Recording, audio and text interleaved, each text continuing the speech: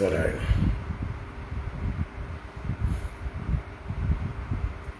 ഹരി ഓം ഹരി ഓം.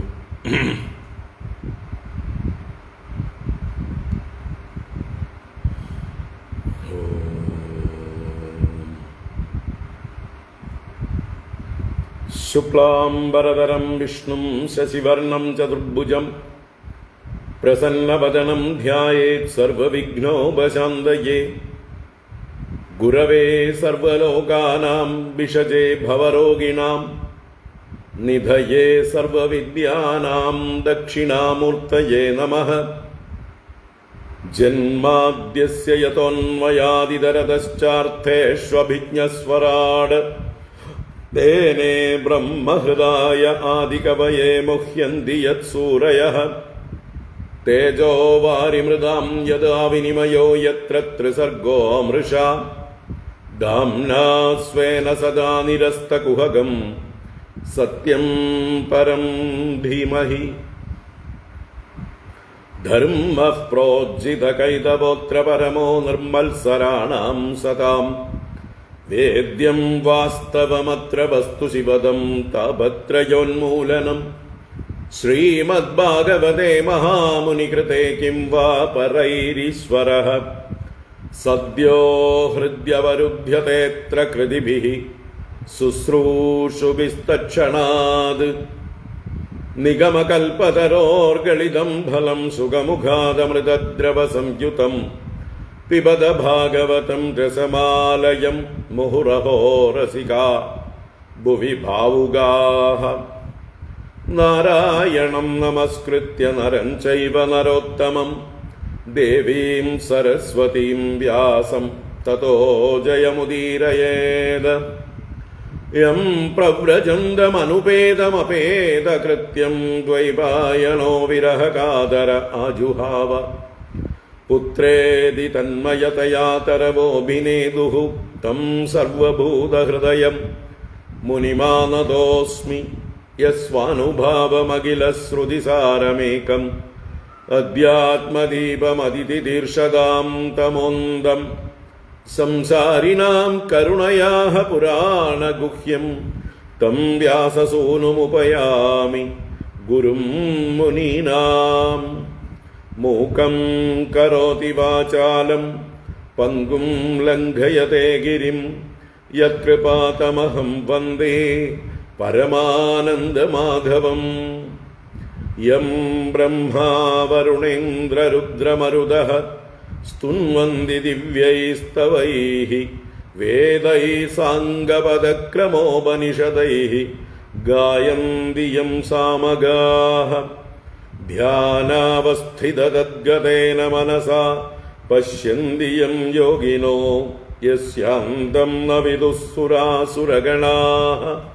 ദേവായ തസ്മൈ നമഃ. കോമളം കൂജയൻ വേണും ശ്യാമളോയം കുമാരകഃ. വേദവേദ്യം പരം ബ്രഹ്മ ഭാസതാം പുരതോ മമ. ഭൂതൈർമഹദ്ഭിർയ ഇമാ പുരോ വിഭുഃ നിർമ്മായ ശേതേ യദമൂഷു പൂരുഷഃ. ഭുങ്ക്തേ ഗുണാൻ ഷോഡശ ഷോഡശാത്മകഃ. സോലങ്കൃഷീഷ്ട ഭഗവാൻ ഭജാംസി മേ.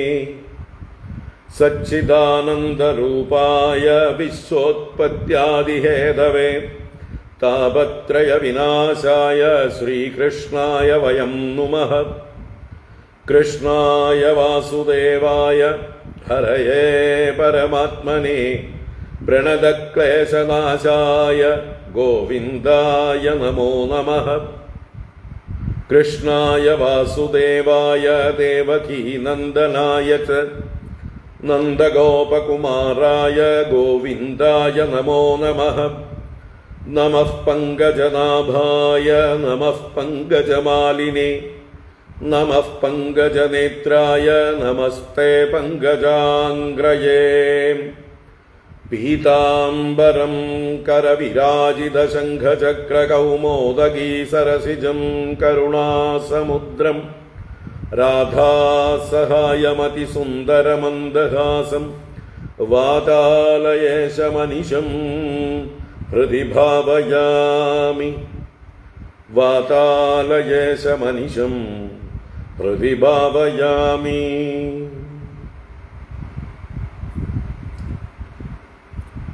ഓം നമോ ഭഗവതേ വാസുദേവായ.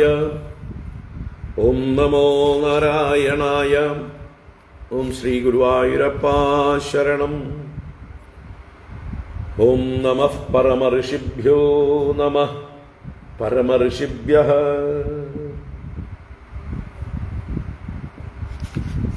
ശ്രീ ഗുരുഭ്യോ നമഃ.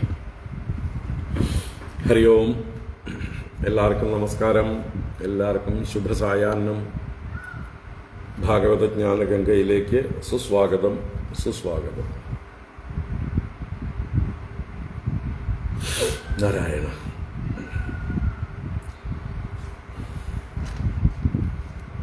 ശ്രീമദ് ഭാഗവതത്തിലെ 88-ാം അധ്യായമാണ് നമ്മൾ ഇന്നലെ തുടങ്ങി വെച്ചു. രുദ്രമോക്ഷണം എന്നാണ് അധ്യായത്തിന് നാമം. മഹാദേവൻ മൃഗാസുരന്റെ പിടിയിൽ നിന്ന് മോചിപ്പിക്കപ്പെടുന്ന കഥയാണ്. ഇന്നലെ നമ്മൾ ആമുഖമായി കുറച്ച് കാര്യങ്ങൾ കണ്ടു. ഓരോരോ ഗുണദേവതകളെ ഭജിക്കുമ്പോൾ അതാത് ഗുണങ്ങൾക്കനുസരിച്ചിട്ടുള്ള ഫലമാണ് നമുക്ക് ലഭിക്കുന്നത്. ആ ഗുണങ്ങൾ അല്ലെങ്കിൽ ആ ഫലം പെട്ടെന്ന് നശിച്ചു പോകുന്നതാണ് എന്നെല്ലാം ഭഗവത്ഗീതയിലും ഭഗവാൻ പറഞ്ഞു തന്നിട്ടുള്ള കാര്യങ്ങളെ ഭാഗവതവും അവതരിപ്പിക്കുകയാണ്. ഉപാസിക്കേണ്ടത് നിർഗുണമായ ഭാവത്തിലാണ്. അതിന് ശുദ്ധസത്വാത്മകമായ ഭഗവത് രൂപത്തെയാണ് ഉപാസിക്കേണ്ടത്. അതിന് വിഷ്ണുവാണ് ഏറ്റവും ഉത്തമം എന്ന് സ്ഥാപിക്കാൻ വേണ്ടി വൈഷ്ണവ പുരാണമായിട്ടുള്ള ഭാഗവതം വിഷ്ണു ഉപാസനയ്ക്ക് പ്രാധാന്യം കൊടുക്കുന്നതാണ്. വിഷ്ണുവിനെ ഉപാസിപ്പിക്കാൻ പ്രേരിപ്പിക്കുന്നതാണ്. അപ്പോൾ ഇവിടെ വിഷ്ണുവിനെ ആ ബ്രഹ്മസ്ഥാനത്ത് കൽപ്പിച്ചുകൊണ്ട് നമുക്ക് ഉപദേശിക്കുകയാണ്. ശിവഭക്തന്മാർക്ക് ഈ വിഷ്ണുവിൻ്റെ സ്ഥാനത്ത് ശിവനെ കാണാം. നിർഗുണ ബ്രഹ്മമായി ആ ശിവനെ തന്നെ കാണാം. ശാക്തേയന്മാർക്ക് ദേവിയെ തന്നെ ആ നിർഗുണ പരബ്രഹ്മമായി കാണാം. ഗാണപത്യന്മാർക്ക് ഗണപതിയെ കാണാം. സൗരന്മാർക്ക് സൂര്യഭഗവാനെ കാണാം. കൗമാരന്മാർക്ക് കുമാരൻ അഥവാ സുബ്രഹ്മണ്യസ്വാമിയെ കാണാം. ഇനി ഓരോരോ ഭാവങ്ങളിലുള്ള മൂർത്തികളെ ഉപാസിക്കുന്നവർക്ക് അവർ ഉപാസിക്കുന്ന മൂർത്തി, അവരുടെ ഇഷ്ടദേവത സാക്ഷാൽ പരബ്രഹ്മം തന്നെയാണെന്നുള്ള ഭാവത്തിൽ ഉപാസിച്ചാൽ യാതൊരു ദോഷവുമില്ല. അവർ ശ്രേയസ്സിലേക്ക് ഉയർത്തപ്പെടും. ആ പരമശ്രേയസ്സിന് വേണ്ടിയാവണം നമ്മുടെ ഭക്തി, ഭജനം. മറ്റ് നിസ്സാര വസ്തുക്കൾക്ക് വേണ്ടിയിട്ടുള്ളതായിട്ടുള്ള ഭജനമെല്ലാം സംസാരത്തെ വളർത്തുക മാത്രമേ ഉള്ളൂ. സംസാര ദുഃഖങ്ങൾ ഒരിക്കലും ഒഴിഞ്ഞു പോകാനൊന്നും പോകുന്നില്ല. നമ്മുടെ എന്താ പറയുക, അർത്ഥാർത്ഥി എന്നുള്ള ഭാവത്തിലുള്ളതായിട്ടുള്ള ഭജനം എത്ര അർത്ഥങ്ങൾ കിട്ടിയാലും, എന്തെല്ലാം നമ്മുടെ ആവശ്യങ്ങൾ കിട്ടിയാലും സാധിച്ചാലും പിന്നെയും പിന്നെയും പിന്നെയും വളർന്നുകൊണ്ടേയിരിക്കും. ആവശ്യങ്ങൾ വളർന്നുകൊണ്ടേയിരിക്കും. അതുകൊണ്ട് ആ അർത്ഥാർത്ഥി ഭാവത്തിൽ നിന്നുയർന്ന് ജിജ്ഞാസുവും പിന്നീട് ജ്ഞാനിയുമായി ഒരു ഭക്തൻ ഉയരണം. ആ നിർഗുണഭാവത്തെ ഉപാസിച്ചാൽ മാത്രമേ ആ ഒരു തലത്തിലേക്ക് ഉയരുകയുള്ളൂ എന്നുള്ളതായിട്ടുള്ള തത്വത്തെ ബോധിപ്പിക്കാനാണ് ഈ 88-ാം അധ്യായം. നമ്മൾ ആദ്യം വായിക്കാം, എന്നിട്ട് ഇന്നലെ നിർത്തിയെടുക്കുന്ന തുടരാം. ഓം നമോ ഭഗവതേ വാസുദേവായ. അഥ അഷ്ടാശീതിതമോऽധ്യായഃ. രാജോവാച ദേവാസുരമനുഷ്യേഷു യേ ഭജന്ത്യശിവം ശിവം പ്രായസ്തേ ധനിനോ ഭോജാഃ ന തു ലക്ഷ്മ്യാഃ പതിം ഹരിം. ഏതദ്വേദിതുമിച്ഛാമഃ സന്ദേഹോऽത്ര മഹാൻ ഹിനഃ വിരുദ്ധശീലയോഃ പ്രഭ്വോഃ വിരുദ്ധാ ഭജതാം ഗതിഃ. ശ്രീശുക ഉവാച ശിവശക്തിയുതഃ ശശ്വത്രിലിംഗോ ഗുണസംവൃതഃ വൈകാരികസ്തൈജസശ്ച താമസശ്ചേത്യഹം ത്രിധാ. തതോ വികാരാ അഭവൻ ഷോഡശാമീഷു കഞ്ചന ഉപധാവൻ വിഭൂതീനാം സർവാസാമസ്തു തേ ഗതിം. ഹരിരിഹി നിർഗുണഃ സാക്ഷാത് പുരുഷഃ പ്രകൃതേഃ പരഃ സ സർവദൃക് ഉപദ്രഷ്ടാ തം ഭജൻ നിർഗുണോ ഭവേത്. നിവൃത്തേഷ്വശ്വമേധേഷു രാജായുഷ്മത് പിതാമഹഃ ശൃണ്വൻ ഭഗവതോ ധർമാൻ അപൃച്ഛത് ഇദമച്യുതം. സ ആഹ ഭഗവാൻ തസ്മൈ പ്രീതഃ ശുശ്രൂഷവേ പ്രഭുഃ നൃണാം നിശ്രേയസാർത്ഥായ യോവതീർണോ യതോഃ കുലേ. ശ്രീഭഗവാനുവാച യസ്യാഹമനുഗൃഹാമി ഹരിഷ്യേ തദ്ധനം ശനൈഃ തതോ അധനം ത്യജന്ത്യസ്യ സ്വജനാ ദുഃഖദുഃഖിതം. സ യദാ വിദധോദ്യോഗോ നിർവിണ്ണഃ സ്യാദ്ധനേഹയാ മത്പരൈകൃതമൈത്രസ്യ കരിഷ്യേ മദനുഗ്രഹം. തദ്ബ്രഹ്മ പരമം സൂക്ഷ്മം ചിന്മാത്രം സദനന്ദകം. അതോ മാം സുദുരാരാധ്യം ഹിത്വാന്യാൻ ഭജതേ ജനഃ. തതസ്ത ആശുതോഷേഭ്യോ ലബ്ധരാജ്യശ്രിയോ ദദാഃ മത്താ പ്രമത്താ വരദാൻ വിസ്മരന്ത്യവജാനതേ. ശ്രീശുക ഉവാച ശാപപ്രസാദയോരീശാഃ ബ്രഹ്മവിഷ്ണുശിവാദയഃ സദ്യഃ ശാപപ്രസാദോऽംഗ ശിവോ ബ്രഹ്മാ ന ചാച്യുതഃ. അത്ര ചോദാഹരന്തീമം ഇതിഹാസം പുരാതനം വൃകാസുരായ ഗിരിശോ വരം ദത്വാപസങ്കടം.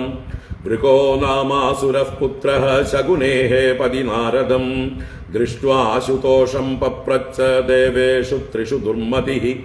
സ ആഹ ദേവം ഗിരിശം ഉപാധാവാശു സിദ്ധ്യസി യോ അല്പാഭ്യാം ഗുണദോഷാഭ്യാം ആശു തുഷ്യതി കുപ്യതി. ദശാസ്യ ബാണയോസ്തുഷ്ടഃ സ്തുവതോർവന്ദിനോരിവ ഐശ്വര്യമതുലം ദത്വാ തഥ ആപസു സങ്കടം. ഇത്യാദിഷ്ടസ്തമസുരഃ ഉപാധാവത് സ്വഗാത്രതഃ കേദാര ആത്മക്രവ്യേണ ജുഹ്വാനോഗ്നിമുഖം ഹരം. ദേവോപലബ്ധിമപ്രാപ്യ നിർവേദാത് സപ്തമേ ഹനി ശിരോ വൃശ്ചത് സ്വധിതിനാ തത്തീർത്ഥക്ലിന്നമൂർധചം. തദാ മഹാകാരുണികഃ സദൂർജടിഃ യദാ വയം ചാഗ്നിരിവോത്ഥിതോ നലാത് നിഗൃഹ്യതോർഭ്യാംബുജയോർന്യവാരയത് തൽ സ്പർശനാത് ഭൂയ ഉപസ്കൃതാകൃതിഃ. തമാഹ ചാംഗാലമലം വൃണീഷ്വമേ യഥാപി കാമം വിതരാമി തേ വരം. പ്രിയേ യതോ യേന നൃണാം പ്രപദ്യതാം അഹോ ത്വയാത്മാ വൃഷമർദ്യതേ വൃഥാം. ദേവം സവവ്രേ പാപീയാൻ വരം ഭൂതഭയാവഹം യസ്യ യസ്യ കരം ശീർഷ്ണിധാസ്യേ സംമ്രിയതാമിതി.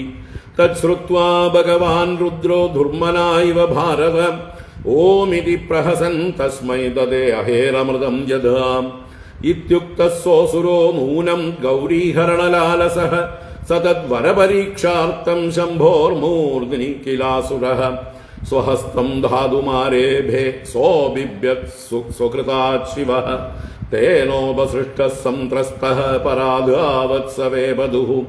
യാവദന്തം ദിവോ ഭൂമേഃ കാഷ്ടാനാമുദഗാദുദഗ് അജാനന്ദഃ പ്രതിവിധിം തൂഷ്ണീമാസൻ സുരേശ്വരാः. തതോ വൈകുണ്ഠമഗമത് ഭാസ്വരം തമസഃ പരം യത്ര നാരായണഃ സാക്ഷാത് ന്യാസിനാം പരമാഗതിഃ. ശാന്താനാം ന്യസ്തദണ്ഡാനാം യതോ നാവർത്തത്തെ ഗതഃ തം തഥാ വ്യസനം ദൃഷ്ട്വാ ഭഗവാൻ വൃജിനാർദ്ദനഃ ദൂരാത് പ്രത്യുദിയാത് ഭൂത്വാ വടുഗോ യോഗമായയാ. മേഖലാജിനദണ്ഡാക്ഷൈഃ തേജസാഗ്നിരിവജ്വലൻ അഭിവാദയാമാസ ച തം കുശപാണിർവിനീതവത്. ശ്രീഭഗവാനുവാച ശാകുനേയ ഭവാൻ വ്യക്തം ശ്രാന്തഃ കിം ദൂരമാഗതഃ ക്ഷണം വിശ്രമ്യതാം പുംസ ആത്മായം സർവകാമധുക്. യദി ന ശ്രവണായാലം യുഷ്മദ്വ്യവസിതം വിഭോ ഭണ്യതാം പ്രായശഃ പുംഭിഃ ധൃതൈ സ്വാർത്ഥാൻ സമീഹത്തെ. ശ്രീശുക ഉവാച ഏവം ഭഗവതാ പൃഷ്ടോ വചസാമൃതവർഷിണ ഗതക്ലമോബ്രവീത് തസ്മൈ യഥാ പൂർവമനുഷ്ഠിതം. ശ്രീഭഗവാനുവാച ഏവം ചേത്തർഹി യത്തദ്വാക്യം ന വയം ശ്രദ്ധധീമഹി യോ ദക്ഷശാപാത് പൈശാച്യം പ്രാപ്ത പ്രേതപിശാചരാട്. യദി വസ്തത്ര വിശ്രംഭോ ദാനവേന്ദ്ര ജഗദ്ഗുരൗ തർഹി അംഗാശു സ്വശിരസി ഹസ്തം ന്യസ്യ പ്രതീയതാം. യദ്യസത്യം വചഃ ശംഭോഃ കഥഞ്ചിത് ദാനവർഷഭ തഥൈനം ജഹ്യസദ്വാചം ന യദ്വക്താനൃതം പുനഃ. ഇത്തം ഭഗവതശ്ചിത്രൈഃ വചോഭിः സസുപേശലൈഃ ഭിന്നധീർവിസ്മൃതഃ ശീർഷ്ണി സ്വഹസ്തം കുമതിർവ്യദാത്. അദാപതദ്ഭിന്നശിരാ വജ്രാഹതൈവ ക്ഷണാത് ജയശബ്ദോ നമഃ ശബ്ദഃ സാധുശബ്ദോ ഭവദ്ദിവി. മുമുചുഃ പുഷ്പവർഷാണി ഹതേ പാപേ വൃകാസുരേ ദേവർഷി പിതൃഗന്ധർവാഃ മോചിതഃ സങ്കടാത് ശിവഃ. മുക്തം ഗിരിശമഭ്യാഹ ഭഗവാൻ പുരുഷോത്തമഃ അഹോ ദേവ മഹാദേവ പാപോയം സ്വേന പാപ്മനാഹതഃ കോ नु महൽ ശ്രീശ ജന്തുർവൈകൃതകിൽബിഷഃ. ക്ഷേമീ സ്യാത് കിമു വിശ്വേശേ കൃതാഗസ്കോ ജഗദ്ഗുരൗ യയേവമവ്യാകൃതശക്യുതന്വതഃ പരസ്യ സാക്ഷാത് പരമാത്മനോഹരേ. ഗിരിത്രമോക്ഷം കഥയേത് ശൃണോതി വാ വിമുച്യത്തെ സംസൃതിഭിസ്തധാരിഭിഃ. ഹരി ഓം. ഇതി ശ്രീമദ്ഭാഗവതേ മഹാപുരാണേ പാരമഹംസ്യാം സംഹിതായാം ദശമസ്കന്ധേ ഉത്തരാർദ്ധേ രുദ്രമോക്ഷണം നാമ അഷ്ടാശീതിതമോऽധ്യായഃ. സർവത്ര ഗോവിന്ദനാമ സങ്കീർത്തനം. ഗോവിന്ദ ഗോവിന്ദ. നാരായണാഖില ഗുരോ ഭഗവൻ നമസ്തേ. നാരായണാഖില ഗുരോ ഭഗവൻ നമസ്തേ. നാരായണാഖില ഗുരോ ഭഗവൻ നമസ്തേ.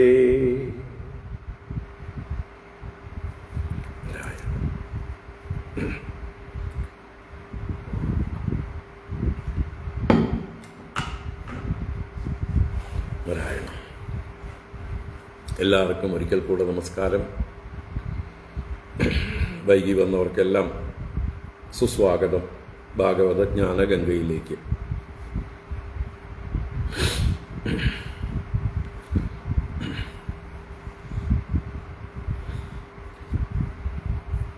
അപ്പോൾ പരീക്ഷിത് രാജാവിൻ്റെ ചോദ്യത്തോടു കൂടിയിട്ടാണ് ഈ അധ്യായം ആരംഭിച്ചത്. ദേവന്മാരും അസുരന്മാരും മനുഷ്യന്മാരുമെല്ലാം പ്രായേണ അശിവനായ ശിവനെ ഭജിക്കുന്നു. എന്നിട്ട് അവർ ധനികളും ഭോഗം അനുഭവിക്കുന്നവരുമായി മാറുന്നു. ആരും ലക്ഷ്മീപതിയായ ഹരിയെ ഭജിക്കുന്നില്ലല്ലോ.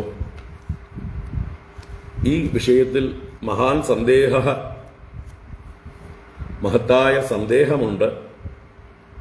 ഈ രണ്ടുപേരും വിരുദ്ധശീലന്മാരായ പ്രഭുക്കളാണ് അല്ലേ?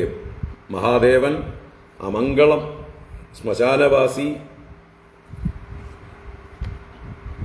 നല്ല വസ്ത്രം ധരിക്കാനില്ലാതെ മാൻതോലും പുലിത്തോലും ധരിച്ചിരിക്കുന്നു, ആഭരണങ്ങളില്ലാതെ പാമ്പും രുദ്രാക്ഷവും ധരിച്ചിരിക്കുന്നു, നല്ല സുഗന്ധലേപനങ്ങളില്ലാതെ ശ്മശാന ഭസ്മം വാരി പൂശിയിരിക്കുന്നു.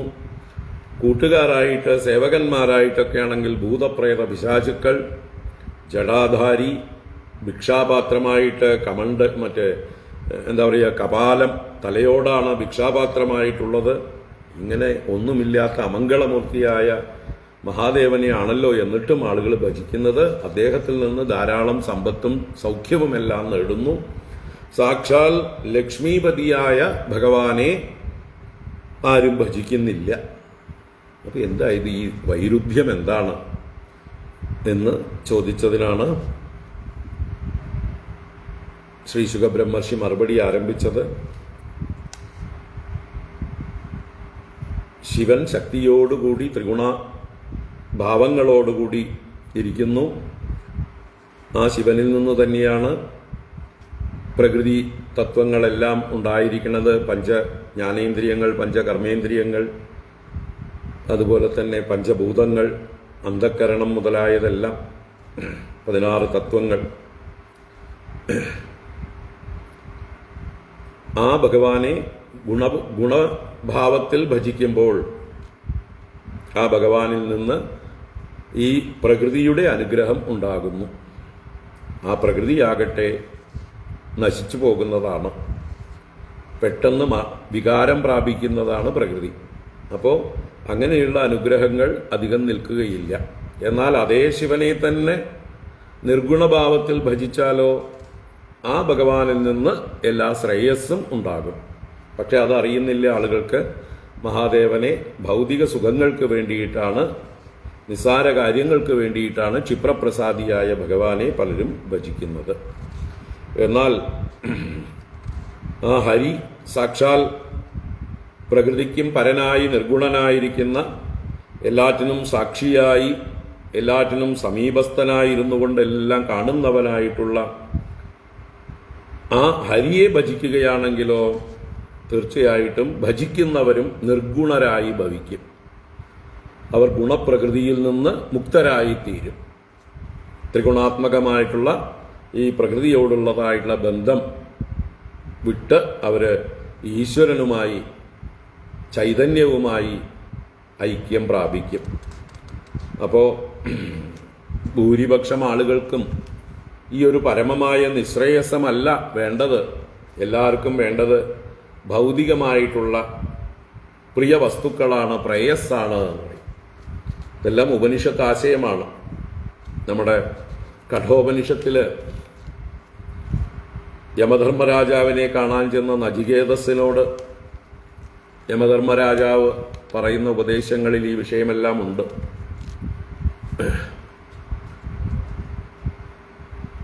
മനുഷ്യന്മാരെ ശ്രേയസ്സും പ്രേയസ്സും രണ്ടും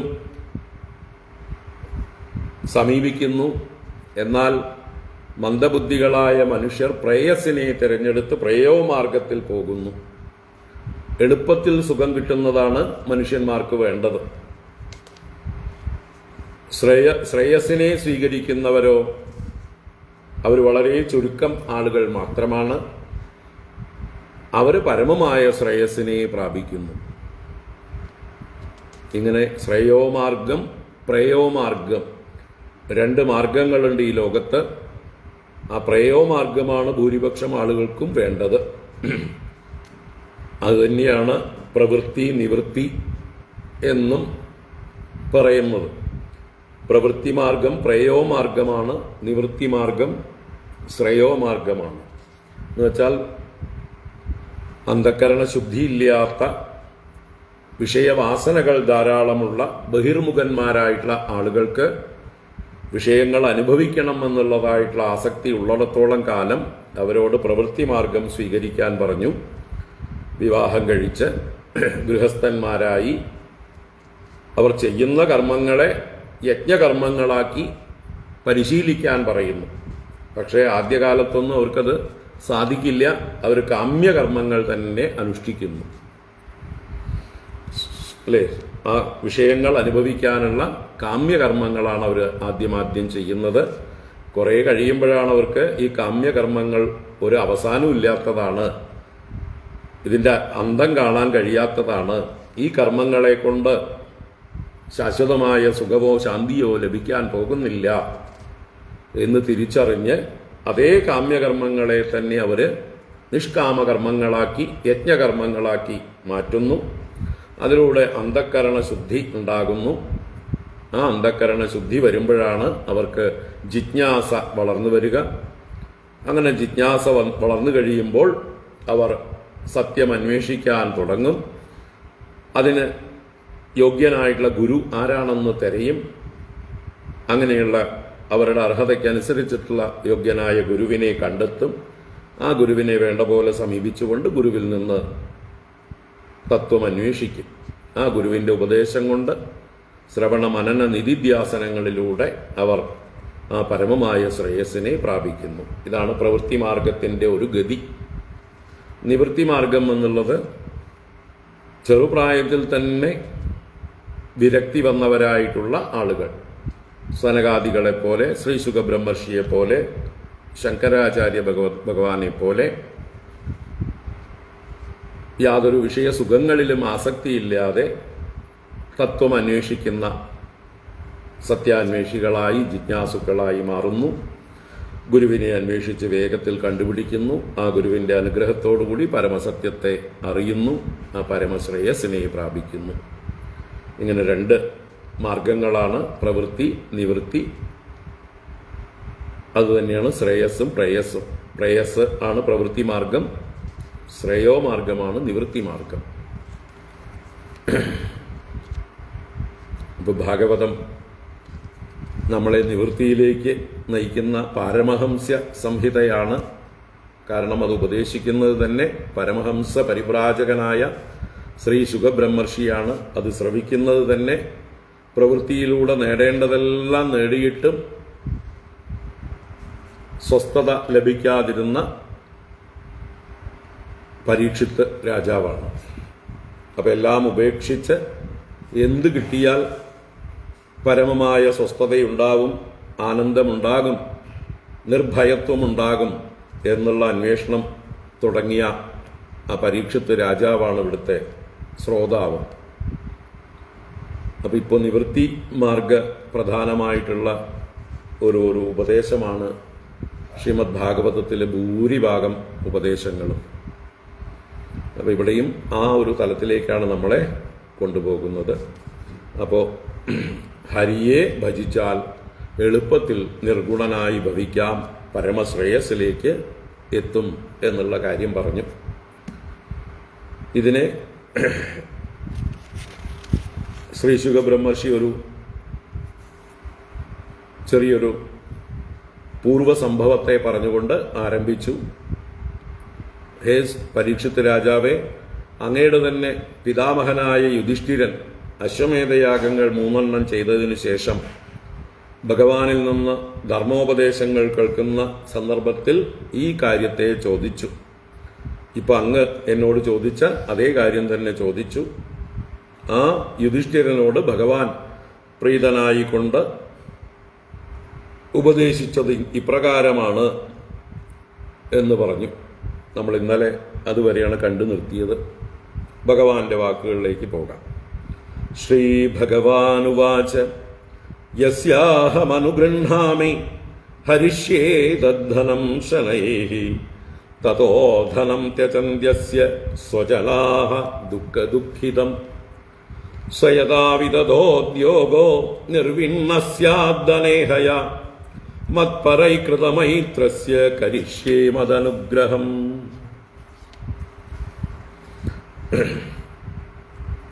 ശ്രീ ഭഗവാനുവാച. ഇവിടെ ഭഗവാനുവാച എന്ന് പറഞ്ഞത് ശ്രീകൃഷ്ണ ഭഗവാനുവാച. ആരോട് ഉവാച? യുധിഷ്ഠിരനോട് ഉവാച. അശ്വമേധ യാഗങ്ങൾ കഴിഞ്ഞതിന് ശേഷമുള്ള സന്ദർഭത്തിലാണ് ഭഗവാൻ കൃഷ്ണൻ യുധിഷ്ഠിരന് അശ്വമേധ യാഗശാലയിൽ വെച്ചായിരിക്കാം ഉപദേശിക്കുന്നത്. അപ്പൊ ചോദ്യത്തിന് ഉത്തരമായി ഭഗവാൻ പറയുന്നു, യസ്യ അഹം അനുഗൃഹാമി ഹരിഷ്യേ തദ്ധനം ശനൈഃ.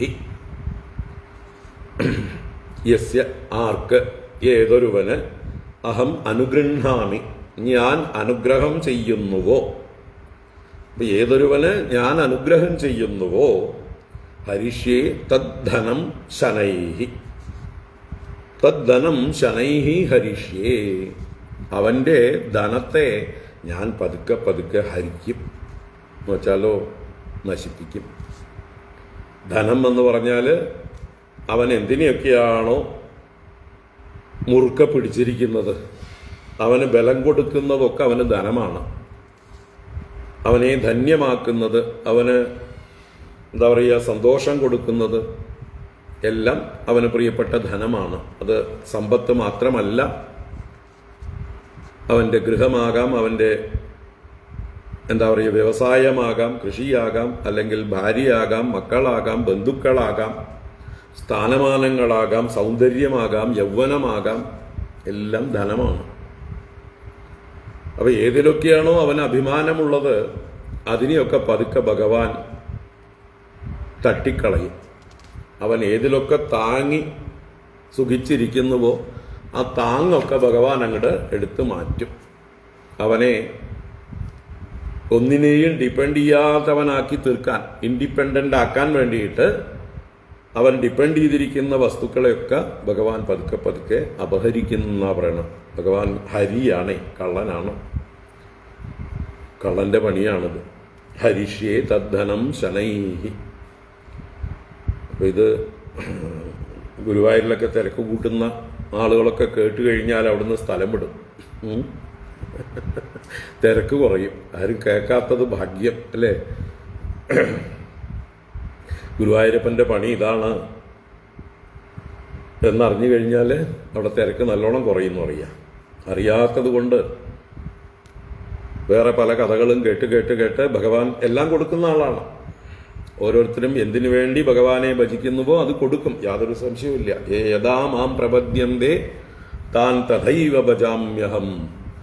ആരെന്നെ എന്തിനു വേണ്ടി ഭജിക്കുന്നുവോ ഞാൻ അവരെ അപ്രകാരം തന്നെ അനുഗ്രഹിക്കുന്നു. ഭഗവാൻ പ്രോമിസൊക്കെ ചെയ്തിട്ടുണ്ട്. പക്ഷെ എങ്കിലും അവരെ പതുക്കെ പതുക്കെ അങ്ങനെ അനുഗ്രഹിച്ച് തന്നിൽ വിശ്വാസം വർദ്ധിപ്പിച്ചു കഴിയുമ്പോഴോ പതുക്കെ അവർക്ക് ഭഗവാൻ കൊടുത്തതിനെയൊക്കെ തന്നെ വീണ്ടും തിരിച്ചെടുക്കും. അതാണ് തതോ അധനം ത്യജന്തി അസ്യ സ്വജനാഹ ദുഃഖ ദുഃഖിതം. അപ്പോ തതഃ അനന്തരം അധനം, ധനമെല്ലാം നഷ്ടപ്പെട്ടവനായിട്ട് ദുഃഖ ദുഃഖിതം, ദുഃഖങ്ങൾക്ക് മേലെ ദുഃഖങ്ങൾ അനുഭവിക്കുന്ന, ഓരോരോ പ്രതികൂല സാഹചര്യങ്ങളെ കൊണ്ട് വിഷമിച്ചു കൊണ്ടിരിക്കുന്നതായിട്ടുള്ള അവനെ, അവൻ തൊടുന്നതെല്ലാം ഫെയിലിയർ ആവും. അവൻ എവിടെ പോയാലും ഉദ്ദേശിച്ച കാര്യങ്ങളൊന്നും നടക്കില്ല. ഇത് ഭഗവാന്റെ അനുഗ്രഹമാണ് കേട്ടോ. അത് കാണാനിരിക്കുന്നേ ഉള്ളൂ. ഭഗവാൻ ഇങ്ങനെയാണ് അനുഗ്രഹിക്കുക. വിഷ്ണു ഭഗവാന്റെ അനുഗ്രഹം ഇങ്ങനെയാണ്. അങ്ങനെ അസ്യ സ്വജനാഹ ത്യജന്തി, അവന്റെ സ്വജനങ്ങൾ പോലും അവനെ ത്യജിക്കും. ശരിക്കും ധനമില്ലാത്തവനെ ആദ്യം ത്യജിക്കുന്നത് ബന്ധുജനങ്ങളാണെന്നാണ് സുഭാഷിതങ്ങളിൽ പറഞ്ഞിട്ടുള്ളത്. ധനമുള്ളവരുടെ അടുത്തേക്ക് ആദ്യം ഓടി വരുന്നതും അവകാശം പറഞ്ഞു വരുന്നതും ബന്ധുജനങ്ങളാണ്. ഇപ്പൊ നമ്മൾ ഒരു ലോട്ടറി അടിച്ചു എന്ന് വിചാരിക്കുക, ഏറ്റവും ആദ്യം ഓടി വരിക നമ്മളെ ഇത്രയും കാലം മൈൻഡ് ചെയ്യാതിരുന്നവരൊക്കെ ഓടി വരും, ചുറ്റും കൂടും. അവരുടെ ആ ഒരു ബന്ധുത്വം പറഞ്ഞുകൊണ്ടും സ്നേഹം പ്രകടിപ്പിച്ചുകൊണ്ടും മുമ്പ് എപ്പോഴെങ്കിലും അവർ എന്തെങ്കിലും ഒരു സഹായം നമുക്ക് നിസ്സാരമായിട്ടുള്ളത് ചെയ്തിട്ടുണ്ടെങ്കിൽ അതിനെയെല്ലാം പറഞ്ഞ് നമ്മളെ ഓർമ്മിപ്പിച്ചുകൊണ്ടും ചുറ്റും കൂടും. നേരെ മറിച്ച് നമ്മളുടെ എല്ലാം നഷ്ടപ്പെട്ട് കടത്തിൽ മുങ്ങി ബന്ധുക്കളോട് പോലും നമ്മൾ കടം ചോദിക്കാൻ തുടങ്ങും. ആ സന്ദർഭത്തിൽ ബന്ധുക്കൾ പതുക്കെ അകന്നകന്നകന്ന് പോകും, ശത്രുക്കളെ പോലെ പെരുമാറും.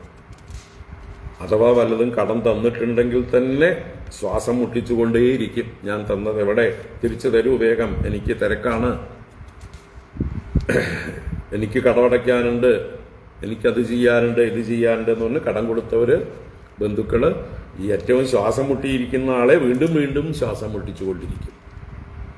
ഇതാണ് ലോക സ്വഭാവം. അപ്പൊ അതാണ് അസ്യ സ്വജനാഹ ദുഃഖ ദുഃഖിതം അധനം തം ത്യജന്തി.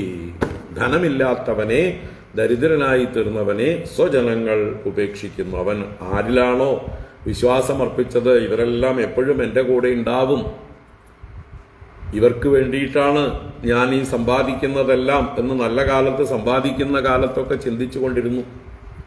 ഇവരെയൊക്കെ സന്തോഷിപ്പിക്കണം, ഇവര് എന്നും സന്തോഷമായിട്ടിരുന്നാൽ എനിക്കൊരു കഷ്ടകാലം വരുമ്പോൾ ഇവരൊക്കെ കൂടെ ഉണ്ടാവും എന്നൊക്കെ ചിന്തിച്ചുകൊണ്ട് എല്ലാവരെയും സന്തോഷിപ്പിച്ചുകൊണ്ടിരുന്ന ആളാണ്.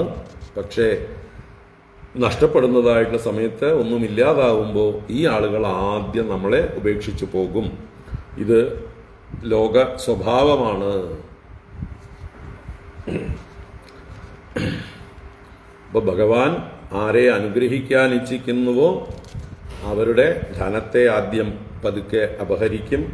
അങ്ങനെ അവനെ അവൻ്റെ പ്രിയപ്പെട്ടവരെല്ലാം ഉപേക്ഷിക്കും. അപ്പം അവൻ ഒറ്റപ്പെടും, അനാഥനായിത്തീരും.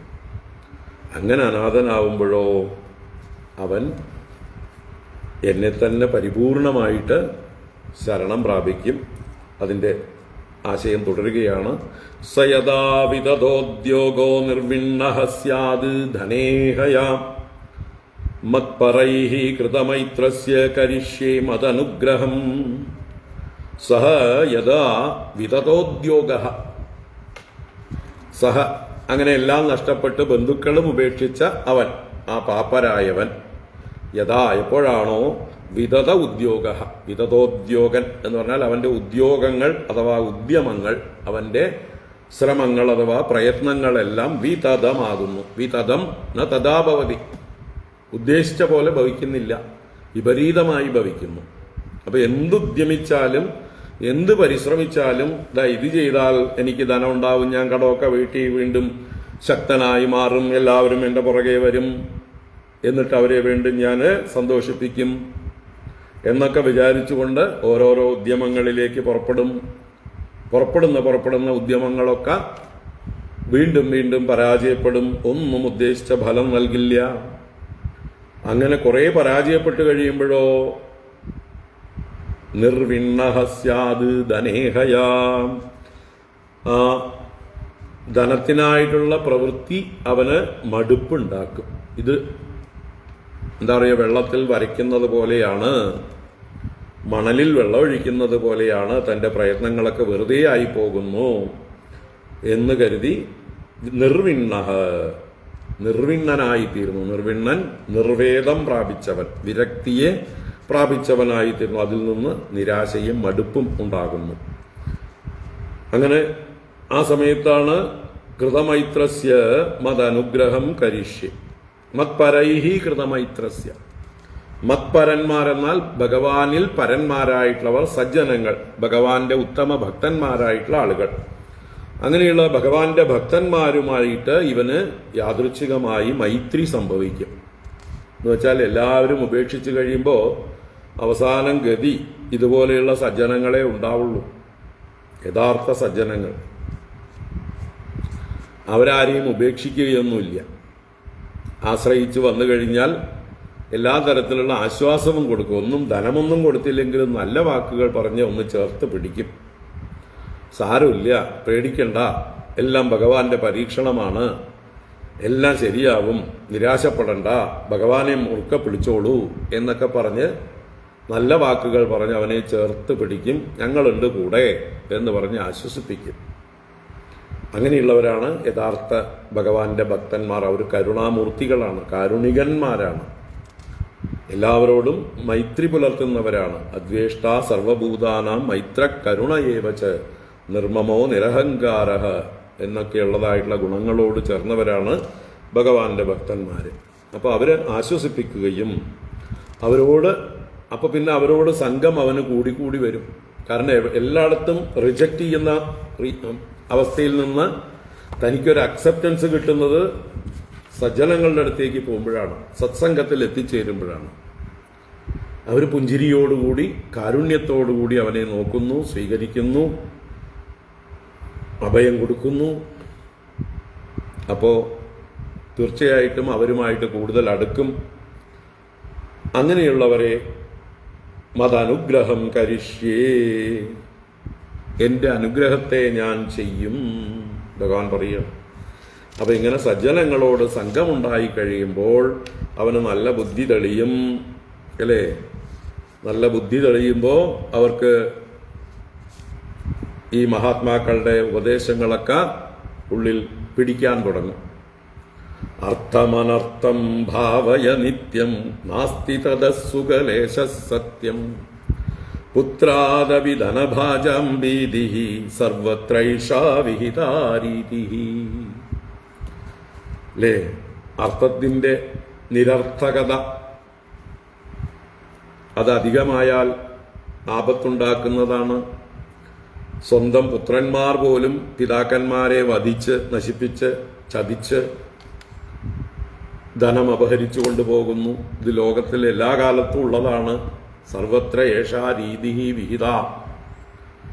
ഇതെല്ലായിടത്തും സ്വഭാവമായിട്ടുള്ളതാണ് എന്ന് കാലാകാലങ്ങളായി ഉള്ള ലോക സ്വഭാവത്തെ ആചാര്യന്മാർ പറഞ്ഞു കൊടുക്കുമ്പോൾ എന്താണോ തനിക്ക് യദൃച്ഛാലാഭം ഈശ്വരൻ തനിക്ക് തൻ്റെ വിധിക്കനുസരിച്ച് പ്രാരബ്ധത്തിനനുസരിച്ച് നൽകുന്നത് അതിൽ സന്തോഷിക്കാൻ അവൻ ആദ്യം പഠിക്കും. അവൻ്റെ കൊതിയൊക്കെ പതുക്കെ പതുക്കെ കുറഞ്ഞു കുറഞ്ഞു വരും. അപ്പോൾ ആ ഒരു നല്ല അവൻ്റെ അന്ധകരണത്തിന് ശുദ്ധി ഉണ്ടായി തുടങ്ങും. തത്വജ്ഞാനത്തിന് അവൻ ശ്രദ്ധ ഉള്ളവനായി മാറും, ജിജ്ഞാസുവായി മാറും. അതാണ് ഭഗവാന്റെ അനുഗ്രഹം. കരിഷ്യേം അതനുഗ്രഹം, എൻ്റെ അനുഗ്രഹം ചെയ്യുന്നു. അതാ ആ അനുഗ്രഹം ഏത് പ്രകാരത്തിലാണ്? തദ്ബ്രഹ്മ പരമം സൂക്ഷ്മം ചിന്മാത്രം സദനന്ദകം അതോ മാം സുദുരാരാധ്യം ഹിത്വാന്യാൻ ഭജതേ ജനഃ. തദ്ബ്രഹ്മ പരമം സൂക്ഷ്മം ചിന്മാത്രം സദനന്ദകം അതോ മാം സുദുരാരാധ്യം ഹിത്വാന്യാൻ ഭജതേ ജനഃ. പരമം സൂക്ഷ്മം ചിന്മാത്രം സത് അനന്തകം തദ്ബ്രഹ്മ തസ്മൈ ദർശയാമി എന്നും കൂടി ചേർത്ത് വായിക്കണം. തസ്മൈ ദർശയാമി എന്ന് ഇവിടെ ഇല്ല, അവനെ ദർശിപ്പിക്കുന്നു. എന്ത് ദർശിപ്പിക്കുന്നു? പരമം, അത്യുത്കൃഷ്ടമായതും. ഏതൊന്നിനെ ലഭിച്ചു കഴിഞ്ഞാൽ പിന്നൊന്നും ലഭിക്കേണ്ടതില്ലയോ, ഏതൊന്നിനെ പ്രാപിച്ചു കഴിഞ്ഞാൽ പിന്നൊന്നും പ്രാപിക്കാനില്ലയോ, ആ പരമമായിരിക്കുന്നതും സൂക്ഷ്മം. അത് അങ്ങനെ ഇങ്ങനെയും സുലഭമായിട്ട് ലഭിക്കുന്നതൊന്നുമല്ല. സൂക്ഷ്മമായ അന്വേഷണം കൊണ്ടേ, സൂക്ഷ്മമായ ബുദ്ധി കൊണ്ടേ അതിനെ അന്വേഷിച്ച് കണ്ടെത്താൻ പറ്റുള്ളൂ. ചിന്മാത്രം, ചൈതന്യസ്വരൂപമായിരിക്കുന്ന ജ്ഞാനഗണമായിരിക്കുന്ന സത്ത്, നിത്യമായിരിക്കുന്ന നാശരഹിതമായിരിക്കുന്ന അനന്തകം, അന്തമില്ലാത്ത അപരിച്ഛിന്നമായിരിക്കുന്ന തദ്ബ്രഹ്മ, ആ ഏറ്റവും വലിയ സത്യത്തെ, ആ പരബ്രഹ്മ തത്വത്തെ തസ്മൈ ദർശയാമി, ഞാൻ അവന് ദർശിപ്പിക്കുന്നു. ഇതാണ് ഭഗവാന്റെ ഏറ്റവും വലിയ അനുഗ്രഹം. ആ ഭഗവാന്റെ തത്വദർശനമാണ് ഏറ്റവും വലിയ അനുഗ്രഹം. പക്ഷേ അതിലേക്ക് എല്ലാവരും പാകം ആയിട്ടില്ലാത്തത് കൊണ്ട് അതോ മാം സുദുരാരാധ്യം ഹിത്വാ അന്യാൻ ഭജതേ ജനഃ. അതഃ, അതുകൊണ്ട് സുദുരാരാധ്യം മാം ഹിത്വ, എന്നെ ആരാധിക്കാൻ ഇത്തിരി ക്ലേശമാണ്. ദുരാരാധ്യനാണ്, സുദുരാരാധ്യനാണ്. എന്നെ ആരാധിക്കൽ ക്ലേശമാണ്. മാത്രമല്ല, എന്നെ ആരാധിക്കുന്നവരെ ഞാൻ നിഷ്കിഞ്ചനാക്കും. അവന്റെ അഭിമാനമുള്ള വസ്തുക്കളെയൊക്കെ ഞാൻ തട്ടിത്തെറിപ്പിച്ചു കളയും. അവൻ ആശ്രയമില്ലാതെ ആക്കിക്കളയും. അപ്പൊ അതൊക്കെ പേടിച്ചുകൊണ്ട് സുദുരാരാധ്യം മാം ഹിത്വ, എന്നെ ഉപേക്ഷിച്ചിട്ട് അന്യാൻ ഭജതേ ജനഃ. ജനഃ അന്യാൻ ഭജതേ, ജനങ്ങൾ മറ്റു ദേവതകളെ ഭജിക്കുന്നു. കാരണം അവര് ഞങ്ങളുടെ അടുത്തേക്ക് വരൂ, ഇവിടേക്ക് വരൂ, ഇവിടേക്ക് വരൂ, ഇവിടേക്ക് വരൂ എന്ന് മാർക്കറ്റിംഗ് ചെയ്തുകൊണ്ടിരിക്കുന്ന ആൾക്കാരാണ്. ഞങ്ങളുടെ അടുത്തേക്ക് വന്നാൽ അത് തരാം, ഇത് തരാം എന്ന് പറഞ്ഞുകൊണ്ട് വാരിക്കോരി അനുഗ്രഹം കൊടുക്കുന്നവരാണ്. അപ്പൊ അവരുടെ അടുത്തേക്ക് എളുപ്പത്തിൽ പോകുന്നു. പക്ഷേ അങ്ങനെയുള്ളവർക്ക് എന്താണ് ഫലം എന്ന് അടുത്ത ശ്ലോകത്തിൽ പറയുന്നു. തദസ്ത ആശുതോഷേഭ്യോ ലബ്ധരാജ്യശ്രിയോദ്ധതാഃ മത്താഃ പ്രമത്താ വരദാൻ വിസ്മരന്ത്യവജാനതേ.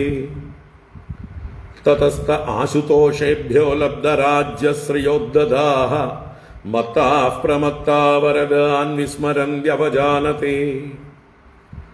തതഃ തേ, തതസ്ഥ എന്നുള്ളത് തതഃ തേ സന്ധിയാണ്. ആശുതോഷേഭ്യഃ, അപ്പോ അനന്തരം അവര് തേ, ഈ സാധാരണ വിഷയ കാമികളായിരിക്കുന്ന സുഖലോലുപന്മാരായിരിക്കുന്ന ഭക്തന്മാര്, ആശുതോഷേഭ്യഃ, ആശുതോഷന്മാരിൽ നിന്ന്, ആശുതോഷന്മാര് ക്ഷിപ്രപ്രസാദികൾ, എളുപ്പത്തിൽ സന്തോഷിക്കുന്ന ദേവതകളിൽ നിന്ന് ലബ്ധ രാജ്യശ്രിയ, രാജ്യവും സമ്പത്ത് അഥവാ ശ്രീയും ഐശ്വര്യവും എല്ലാം ലഭിച്ചവരായിട്ട്.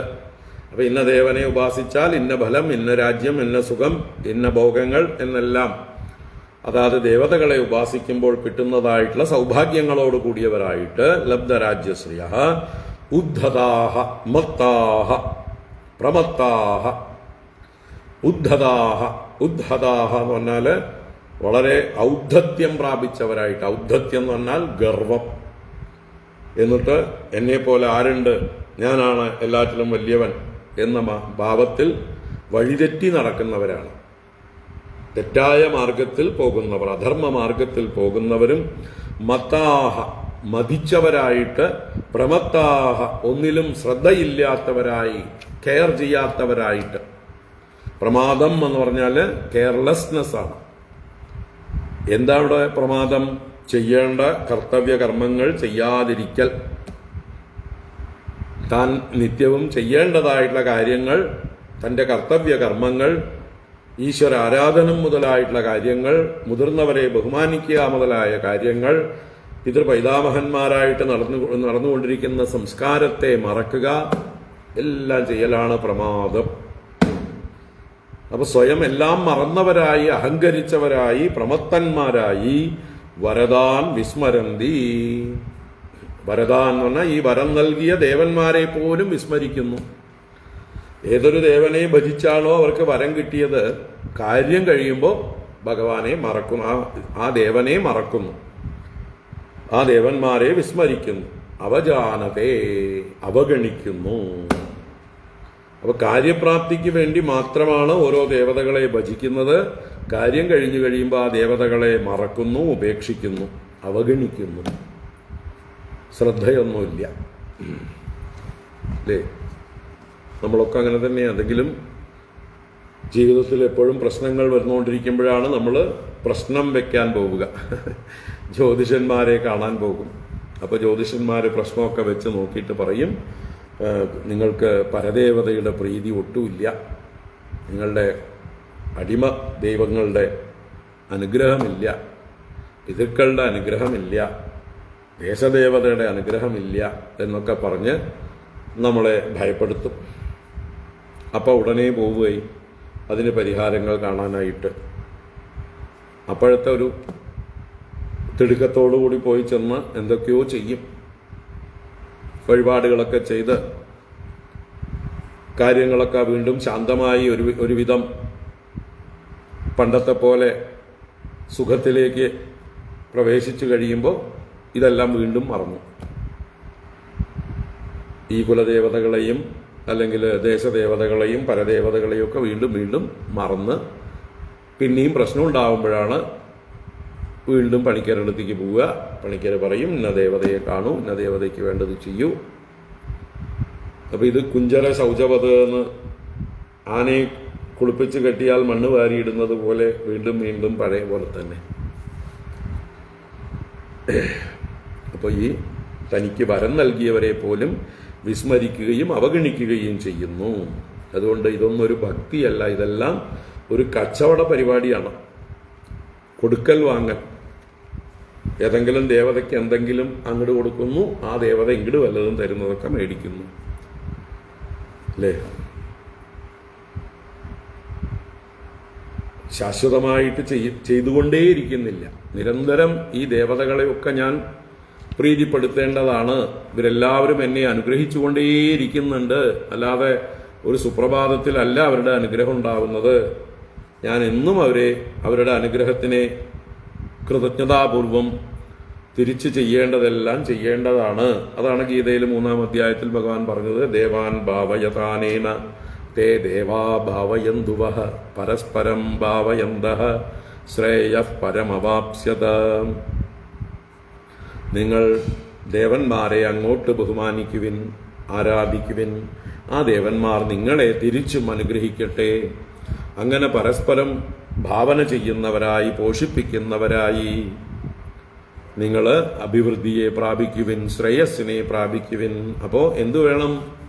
ഒരിക്കലും മറക്കാൻ പാടില്ല. നമ്മൾക്ക് ചെയ്യേണ്ടതായിട്ടുള്ള ദേവയജ്ഞങ്ങൾ, പിതൃയജ്ഞങ്ങൾ, ഋഷിയജ്ഞങ്ങൾ, അല്ലേ, അതിഥിയജ്ഞങ്ങൾ, ഭൂതയജ്ഞങ്ങൾ, പഞ്ചമഹായജ്ഞങ്ങൾ ഗൃഹസ്ഥൻ ഒരു കാരണവശാലും മുടങ്ങാതെ നിർവഹിച്ചുകൊണ്ടേയിരിക്കേണ്ടതാണ്. അത് തനിക്ക് ഐശ്വര്യം നല്ലോണം ഉള്ളപ്പോഴാണ് നന്നായിട്ട് ചെയ്യേണ്ടത്. പക്ഷെ ആ സമയത്ത് അഹങ്കാരം കൊണ്ട് എല്ലാം ഉപേക്ഷിക്കും. അപ്പോഴാണ് വീണ്ടും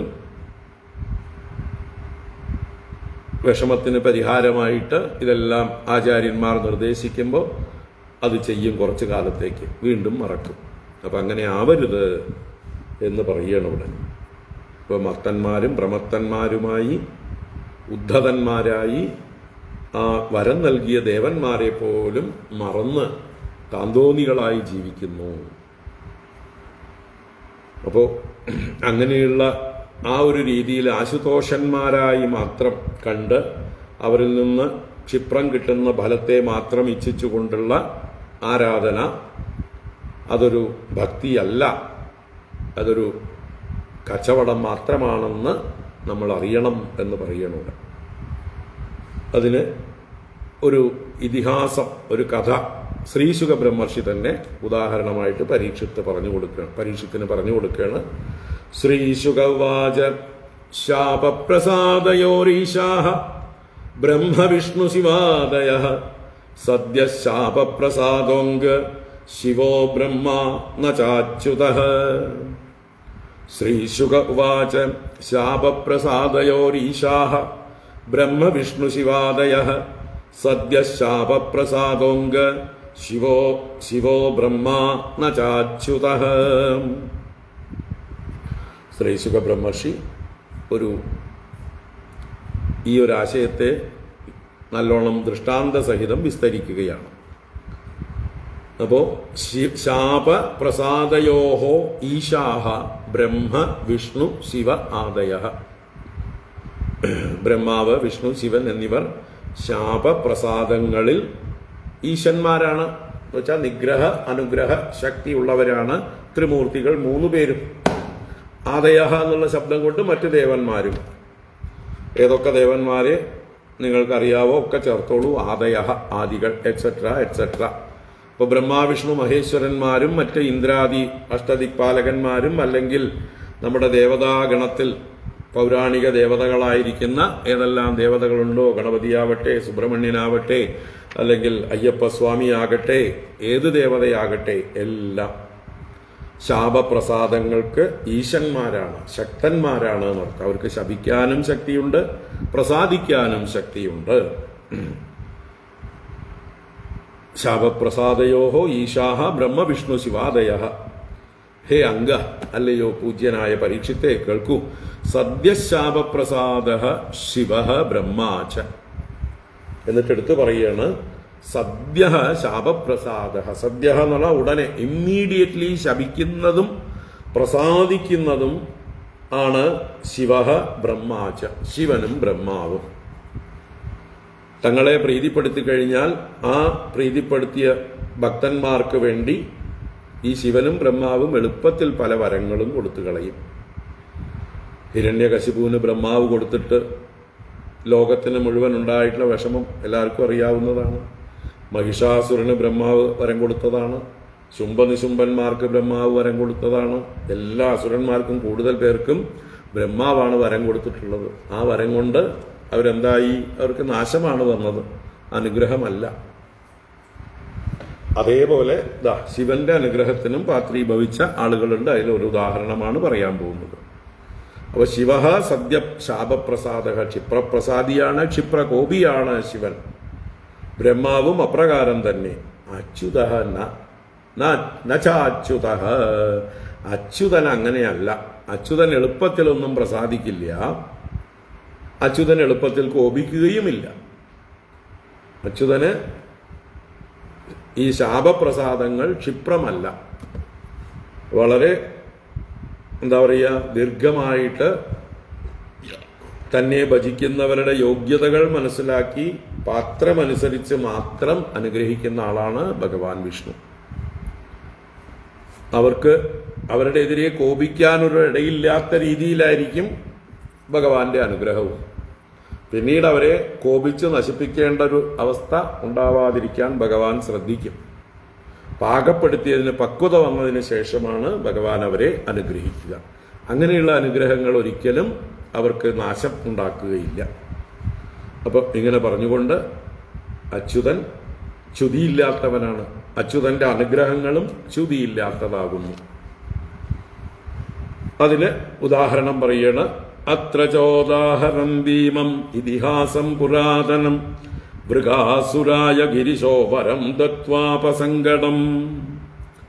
അത്ര ചോദാഹരന്തീമം ഇതിഹാസം പുരാതനം മൃഗാസുരായ ഗിരിശോപരം ദത്വാപസങ്കടം.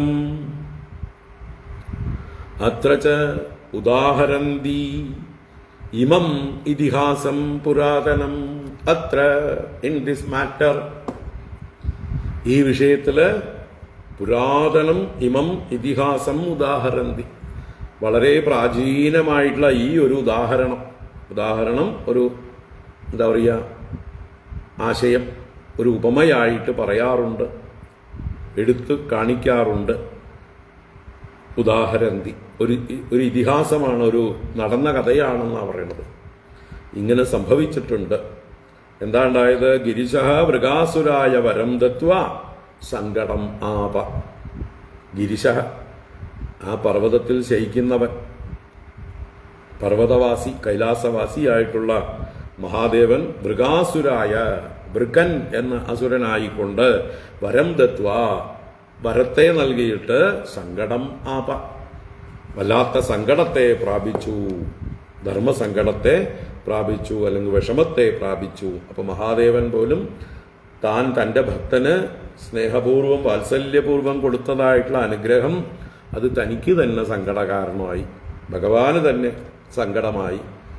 ബാക്കിയുള്ളവരുടെ കാര്യം പറയാനുണ്ടോ? അപ്പൊ പിന്നെ അല്ലേ, ലോകത്തിനും ഈ വരം കിട്ടിയയാളുടെ കാര്യവും അതുപോലെ തന്നെ സങ്കടകരമാണ്. അത് വരാനിരിക്കുന്നേ ഉള്ളൂ. അയാളുടെ പ്രവൃത്തി ദോഷം കൊണ്ട് തന്നെയാണ് അയാൾ നശിക്കുന്നത്. അത് ഭഗവാൻ വിഷ്ണു പറഞ്ഞു കൊടുക്കുന്നുണ്ട് മഹാദേവനോട്. ഞാനൊന്നും ചെയ്തിട്ടില്ല കേട്ടോ, അയാളുടെ കർമ്മം കൊണ്ട് അയാൾ നശിച്ചു എന്നാ ഭഗവാൻ പോലും പറയാം. അപ്പോൾ ആ കഥ ആരംഭിക്കുകയാണ്. ഭൃഗോ നാമാസുരഃ പുത്രഃ ശകുനേഃ പതി നാരദം ദൃഷ്ട്വാ അശുതോഷം പപ്രച്ഛ ദേവേഷു ത്രിഷു ദുർമതിഃ. വൃകോ നാമാസുരഃ പുത്രഃ ശകുനേഃ പതി നാരദം ദൃഷ്ട്വാ അശുതോഷം പപ്രച്ഛ ദേവേഷു ത്രിഷു ദുർമതിഃ. വൃകോ നാമ അസുരഃ, വൃകൻ എന്ന പേരായ ഒരു അസുരൻ. മൂപ്പരെ കൂടുതൽ പരിചയപ്പെടുത്തുകയാണ്. പുത്രഃ ശകുനേഃ, ശകുനേഃ പുത്രഃ, ശകുനിയുടെ പുത്രനാണ്. അപ്പോൾ വൃകന്റെ അച്ഛന്റെ പേരാണ് ശകുനി. നമ്മുടെ മഹാഭാരതത്തിലെ ശകുനി അല്ല കേട്ടോ, ഇതൊരു മറ്റൊരു അസുരനാണ്. ശകുനി എന്ന പേരുള്ള ഒരു പൂർവീകനായ അസുരൻ. അദ്ദേഹത്തിന്റെ പുത്രനായതുകൊണ്ട് ഇദ്ദേഹത്തിന് ശാകുനേയൻ എന്ന് പേര്. ശകുനിയുടെ പുത്രനായതുകൊണ്ട് ശാകുനേയൻ എന്നും പേര്. വൃകൻ എന്നാണ് പോപ്പുലറായിരിക്കുന്ന പേര്. അച്ഛന്റെ ബന്ധം കൊണ്ട് ശാകുനേയൻ. പിന്നീട് അയാളുടെ പ്രവൃത്തി കൊണ്ട് സ്വയം നശിച്ചതുകൊണ്ട് അയാൾക്ക് പിന്നീട് വന്നു ചേരുന്ന പേരാണ് ഭസ്മാസുരൻ എന്ന്. അപ്പൊ 3 പേരും ഒരാളെ തന്നെ സൂചിപ്പിക്കുന്നതാണ്. വൃകൻ, ശാകുനേയൻ, ഭസ്മാസുരൻ ഒന്ന് തന്നെയാണ്, വൺ ആൻഡ് ദ സെയിം. അപ്പൊ ശകുനേഹേ പുത്ര ദുർമതിഹി, അവന്റെ മതി ദുഷിച്ചവനാണ്, താമസ സ്വഭാവമാണ്, തമോ ഗുണമാണ്. തൻ്റെ മാത്രം സ്വാർത്ഥത കൊണ്ട് തനിക്ക് മാത്രം സുഖം അനുഭവിക്കണം, അതിന് ആരെ നശിപ്പിച്ചാലും ഒരു വിഷമവും ഇല്ലാത്തവൻ, അതാണ് ദുർമതി. മറ്റുള്ളവരെ കുറിച്ച് ഒരു പരിഗണനയുമില്ല, തൻ്റെ സുഖത്തിനും സ്വാർത്ഥതയ്ക്കും വേണ്ടി ആരെയും നശിപ്പിക്കാനും ലോകത്തെ തന്നെ നശിപ്പിക്കാനും മടിയില്ലാത്തവൻ. അത്ര ദുഷ്ടബുദ്ധിയാണ്. അങ്ങനെയുള്ള ആ വൃകൻ എന്ന അസുരൻ പതി നാരദം ദൃഷ്ട്വാ, പതി അദ്ദേഹം എവിടെയോ സഞ്ചരിക്കുന്ന സന്ദർഭത്തിൽ വഴിയിൽ നാരദനെ കണ്ടുമുട്ടി. അങ്ങനെ നാരദനെ കണ്ടിട്ട് ത്രിഷു ദേവേഷു ആശുതോഷം പപ്രച്ഛ. ത്രിഷു ദേവേഷു എന്ന് പറയുമ്പോൾ ത്രിമൂർത്തികളാകുന്ന ദേവന്മാരിൽ ആ 3 ദേവന്മാരിൽ വെച്ച് ആശുതോഷനെ കുറിച്ച്, ആരാണ് ആശുതോഷൻ, എളുപ്പത്തിൽ പ്രസാദിക്കുന്നത് ആരാണ് എന്ന് ചോദ്യം ചെയ്തു. അപ്പൊ നാരദനോട് ചോദിച്ചു, ആരാണ് എളുപ്പത്തിൽ പ്രസാദിക്കുന്ന ദേവൻ? എനിക്ക് കുറച്ച് വരങ്ങൾ മേടിക്കാനുണ്ട് എന്നുള്ള അർത്ഥത്തില് നാരദ മഹർഷി എല്ലാം അറിയുന്ന ആളാണല്ലോ. അപ്പൊ അദ്ദേഹത്തോട് ചോദിച്ചു. അപ്പോ അദ്ദേഹം ആശുതോഷൻ ആരാണെന്ന് ഡയറക്റ്റായിട്ട് പറഞ്ഞു കൊടുത്തു. ആരാണ്? മഹാദേവൻ. പിന്നെ ഇവന്റെ സ്വഭാവവും നാരദ മഹർഷിക്ക് അറിയാം. ഇവൻ പോകുന്ന പോക്ക് കാണുമ്പോൾ സ്വന്തം നാശത്തിനായി കൊണ്ട് തന്നെയാ പോകുന്നത്. എന്തായാലും അനുഭവിക്കട്ടെ എന്ന് വിചാരിച്ചുകൊണ്ട് മഹാദേവനെ കാണിച്ചു കൊടുത്തു. അതാണ് സ ആഹദേവം ഗിരിശം ഉപാദാവ ആശു സിദ്ധ്യസി യോൽപാഭ്യാം ഗുണദോഷാഭ്യാം ആശു തുഷ്യതി കുപ്യതി. സ ആഹദേവം ഗിരിശം ഉപാദാവ ആശു സിദ്ധ്യസി യോ അല്പാഭ്യാം ഗുണദോഷാഭ്യാം ആശു തുഷ്യതി കുപ്യതി. സ ആഹ, ആ നാരദൻ പറഞ്ഞു. എന്താ പറഞ്ഞത്? ദേവം ഗിരിശം ഉപാദാവ. ദേവം ഗിരിശം, ആ ദേവനായ ഗിരിശനെ, ആ പർവ്വതവാസിയായ മഹാദേവനെ ഉപാദാവ. ഉപാദാവ എന്ന് പറഞ്ഞാൽ സമീപിക്കൂ, അടുത്തേക്ക് ചെല്ലൂ, വേഗം ചെല്ലൂ എന്നർത്ഥമാണ്. ധാവനം ചെയ്യുക, ഓടുകയാണ്. ഉപാദാവ, വേഗം ഓടിക്കോളൂ, നിനക്ക് വലിയ ധൃതിയുണ്ടല്ലോ, ഓടിക്കോ എന്ന മട്ടില് ഉപാദാവ എന്ന് പറഞ്ഞ, അല്ല ഗച്ഛാന്ന് കൂടിയല്ല പറഞ്ഞ, ഉപാഗച്ഛ എന്ന് പറഞ്ഞാൽ മതി. ഉപാദാവ ആശുസിദ്ധ്യസി, വേഗം നിനക്ക് വേണ്ടത് കിട്ടും, നീ സിദ്ധനായി ഭവിക്കും. എന്തുദ്ദേശിച്ചു പോകുന്നുവോ ആ സിദ്ധി നിനക്കുണ്ടാകും, ഫലം ലഭിക്കും. ആശുസിദ്ധ്യസി, വേഗം ലഭിക്കും. യഹ, ഏതൊരു മഹാദേവനാണോ അല്പാഭ്യാം ഗുണദോഷാഭ്യാം ആശു തുഷ്യതി കുപ്യതി. അല്പാഭ്യാം ഗുണദോഷാഭ്യാം, അല്പമായിട്ടുള്ള ഗുണങ്ങൾ കൊണ്ടും അല്പമായിട്ടുള്ള ദോഷം കൊണ്ടും ആശു തുഷ്യതി കുപ്യതി. അപ്പൊ എങ്ങനെ എടുക്കണം? അല്പഗുണം കൊണ്ട് ആശു തുഷ്യതി, അല്പദോഷം കൊണ്ട് ആശു കുപ്യതി. തുഷ്യതി സന്തോഷിക്കുന്നു, കുപ്യതി കോപിക്കുന്നു. അപ്പൊ ജാഗ്രതപ്പെടുത്തിയിട്ടുണ്ട്, വാണിംഗ് കൊടുത്തിട്ടുണ്ട്, രണ്ടും പറഞ്ഞു കൊടുത്തിട്ടുണ്ട്. അദ്ദേഹം അല്പം ഗുണമുണ്ടെങ്കിൽ തന്നെ പ്രസാദിക്കും, പക്ഷേ അല്പദോഷം ഉണ്ടെങ്കിലും കോപിക്കുകയും ചെയ്യും കേട്ടോ, ജാഗ്രത വേണം എന്നുള്ള വാണിംഗ് കൊടുത്തിട്ടുണ്ട്. കുപ്യതി എന്ന് പറഞ്ഞതുകൊണ്ട്. അപ്പൊ നാരദന്റെ ഭാഗത്ത് ഒരു തെറ്റുമില്ല, പക്ഷെ മുഴുവൻ കേൾക്കണ്ടേ അല്ലേ? പലരും അങ്ങനെയാണ്, ഗുരുക്കന്മാർ പറയുന്നത് മുഴുവൻ കേൾക്കില്ല, അല്പം കേട്ടിട്ട് ഉടനെ എന്തെങ്കിലുമൊക്കെ ചെയ്യും, എന്നിട്ട് പോയിട്ട് കൺഫ്യൂഷനിലായിട്ട് ചാടി വീണ് പ്രശ്നങ്ങളിൽ പോയിപ്പെടും. മുഴുവൻ കേൾക്കണം, ശ്രദ്ധയോടെ കേൾക്കണം. എന്തൊക്കെയാ പറഞ്ഞത്? ആശു തുഷ്യതി ആശു കുപ്യതി. എങ്ങനെ? അല്പദോഷേണ തുഷ്യതി, അല്പഗുണേന തുഷ്യതി അല്പദോഷേണ കുപ്യതീച്ച. അതുകൊണ്ട് ജാഗ്രത. അദ്ദേഹത്തിനെ പെട്ടെന്ന് കോപിക്കുന്ന രീതിയിലുള്ള പ്രവൃത്തിയൊന്നും ഉണ്ടാവരുത്. അദ്ദേഹത്തിൽ നിന്ന് അല്പം അദ്ദേഹത്തെ സേവിച്ചാൽ തന്നെ അനുഗ്രഹം കിട്ടും. അത് വേണ്ടതുപോലെ രക്ഷിക്കാൻ നിനക്ക് കഴിയണം. പക്ഷെ അവന് അർഹതയില്ലാത്തത് കൊണ്ട് അവൻ ഭഗവാന്റെ തന്നെ കോപത്തിനും പാത്രീഭവിക്കും. അതിന് ഭഗവാൻ എളുപ്പത്തിൽ സന്തോഷിക്കുന്ന കാര്യം ഉദാഹരണമായിട്ട് നാരദൻ പറഞ്ഞു കൊടുക്കുകയാണ്. ദശാസ്യ ബാണയോസ്തുഷ്ട സ്തുവതോർവന്ദിനോരിവ ഐശ്വര്യമതുലം ദത്വാ തത ആപസു സങ്കടം. ദശാസ്യ ബാണയോസ്തുഷ്ട സ്തുവതോർവന്ദിനോരിവ ഐശ്വര്യമതുലം ദത്വാ തത ആപസു സങ്കടം.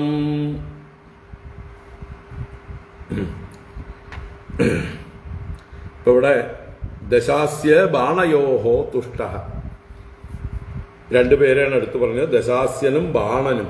ബാണയോഹോ എന്ന് പറയുമ്പോൾ ദ്വിവചനമാണ്, ഷഷ്ടി. രണ്ടുപേരിലും, ദശാസ്യനിലും ബാണാസുരനിലും. മഹാദേവന്റെ ഭക്തന്മാരാണ് രാവണനും മഹാബലിയുടെ പുത്രനായ ബാണാസുരനും. അല്ലേ? നമ്മള് ഉഷാ അനിരുദ്ധം എന്ന കഥയില് ബാണന്റെ കഥയൊക്കെ കേട്ടതാണ്.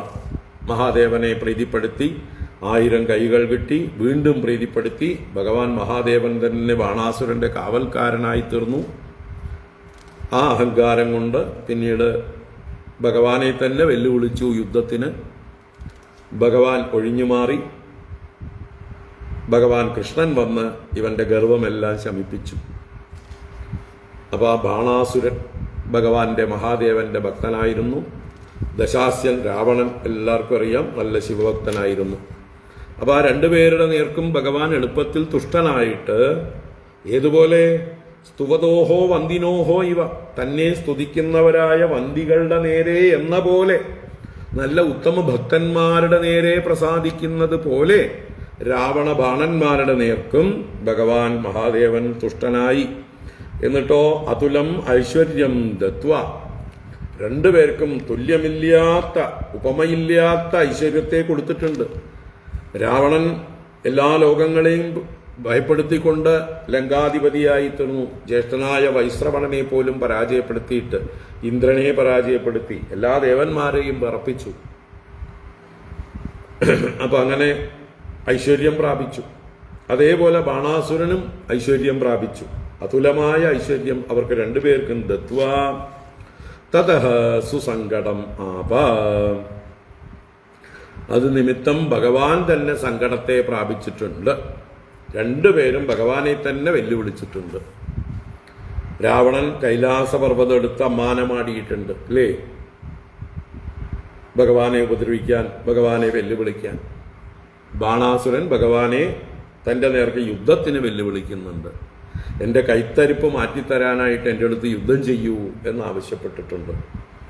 അപ്പോ താൻ തന്നെ വരവും കൊടുത്ത് താൻ തന്നെ നിഗ്രഹിക്കണോ എന്ന് സങ്കടമുണ്ടായിട്ടുണ്ട് അദ്ദേഹത്തിന്. തന്റെ ഭക്തന്മാരെ താൻ തന്നെ നിഗ്രഹിക്കുന്ന ഒരു വിഷമം. അതുകൊണ്ട് അദ്ദേഹം സ്വയം നിഗ്രഹിക്കുന്നില്ല. ഭഗവാൻ വിഷ്ണുവിനെ രാമാവതാരത്തിലൂടെയും കൃഷ്ണാവതാരത്തിലൂടെയാണ് ഇവരെ രണ്ടുപേരെയും അടക്കുന്നത്. അപ്പൊ എന്തായാലും ഭഗവാൻ ഭക്തന്മാരായിട്ടുള്ള രാവണനും ബാണനും വരം കൊടുത്ത് സ്വയം സങ്കടത്തെ പ്രാപിച്ചു.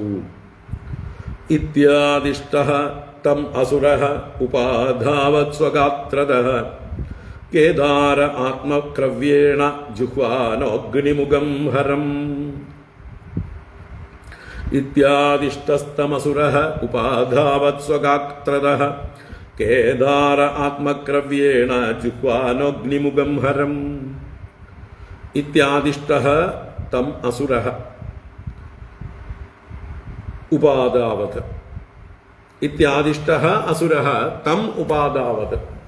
തം അരെ തം ദേവം മഹാദേവം ശിവം ഉപാദാവത്. അപ്പൊ ഇത്യാദിഷ്ടഃ ഇപ്രകാരം ആദേശിക്കപ്പെട്ടവനായ ആ അസുരൻ, വൃഗാസുരൻ, തം ഉപാദാവത്, തം ശിവം ഉപാദാവത്, ആ ശിവനെ ഉപാദാവിച്ചു എന്ന് പറഞ്ഞാൽ സമീപിച്ചു, ഉപാസിച്ചു എന്ന് താല്പര്യമാണ് അവിടെ. അദ്ദേഹത്തെ ഭജിച്ചു. എവിടെ? കേദാരേ. കേദാരേ എന്നുള്ളത് ആ എന്ന് ദീർഘം അടുത്ത അക്ഷരം വന്നതുകൊണ്ട് ലോപിച്ചു പോയതാണ് കേദാര. കേദാരേ എന്ന് പറഞ്ഞാൽ കേദാരഖണ്ഡം, നമ്മുടെ ഹിമാലയത്തിലെ കേദാർനാഥ്. അപ്പൊ കേദാർനാഥിലെ മഹാദേവന്റെ സന്നിധിയാണ്. അവിടെ ചെന്നിട്ട് കേദാരേ സ്വഗാത്രതഃ ആത്മക്രവ്യേണ ജുഹ്വാനഃ അഗ്നിമുഖം ഹരം. അഗ്നിമുഖം ഹരം, അഗ്നിയാകുന്ന മുഖത്തോടുകൂടിയ ഹരനെ എന്ന് വെച്ചാൽ ഭഗവാൻ മഹാദേവനെ ഉദ്ദേശിച്ചുകൊണ്ടാണ് യാഗം ചെയ്യുന്നത്. അഗ്നിയിലൂടെ ശിവനെയാണ് ഉപാസിക്കുന്നത്. അഗ്നിയിൽ ഹോമിക്കുന്നതെല്ലാം അഗ്നയേ സ്വാഹ ഇതം ന മമ ഇതം ശിവായ, അല്ലെ, ശിവായ സ്വാഹ എന്ന് പറഞ്ഞുകൊണ്ടാണ്, ശിവനായിക്കൊണ്ട് ഭവിക്കട്ടെ. അപ്പൊ അഗ്നിയുടെ വായിലൂടെ ശിവനിലേക്ക് കൊടുക്കുന്നതാണ് അഗ്നിമുഖം ശിവം. എന്ത് ചെയ്തിട്ടുണ്ട്? സ്വഗാത്രതഃ ആത്മക്രവ്യേണ ജുഹ്വാനഃ. സ്വഗാത്രതഃ എന്ന് പറഞ്ഞാൽ തന്റെ ദേഹത്തിൽ നിന്ന്, ഗാത്രത്തിൽ നിന്ന് ആത്മക്രവ്യം എന്ന് പറഞ്ഞാലോ തന്റെ തന്നെ മാംസം. ക്രവ്യം എന്നാൽ മാംസമാണ്.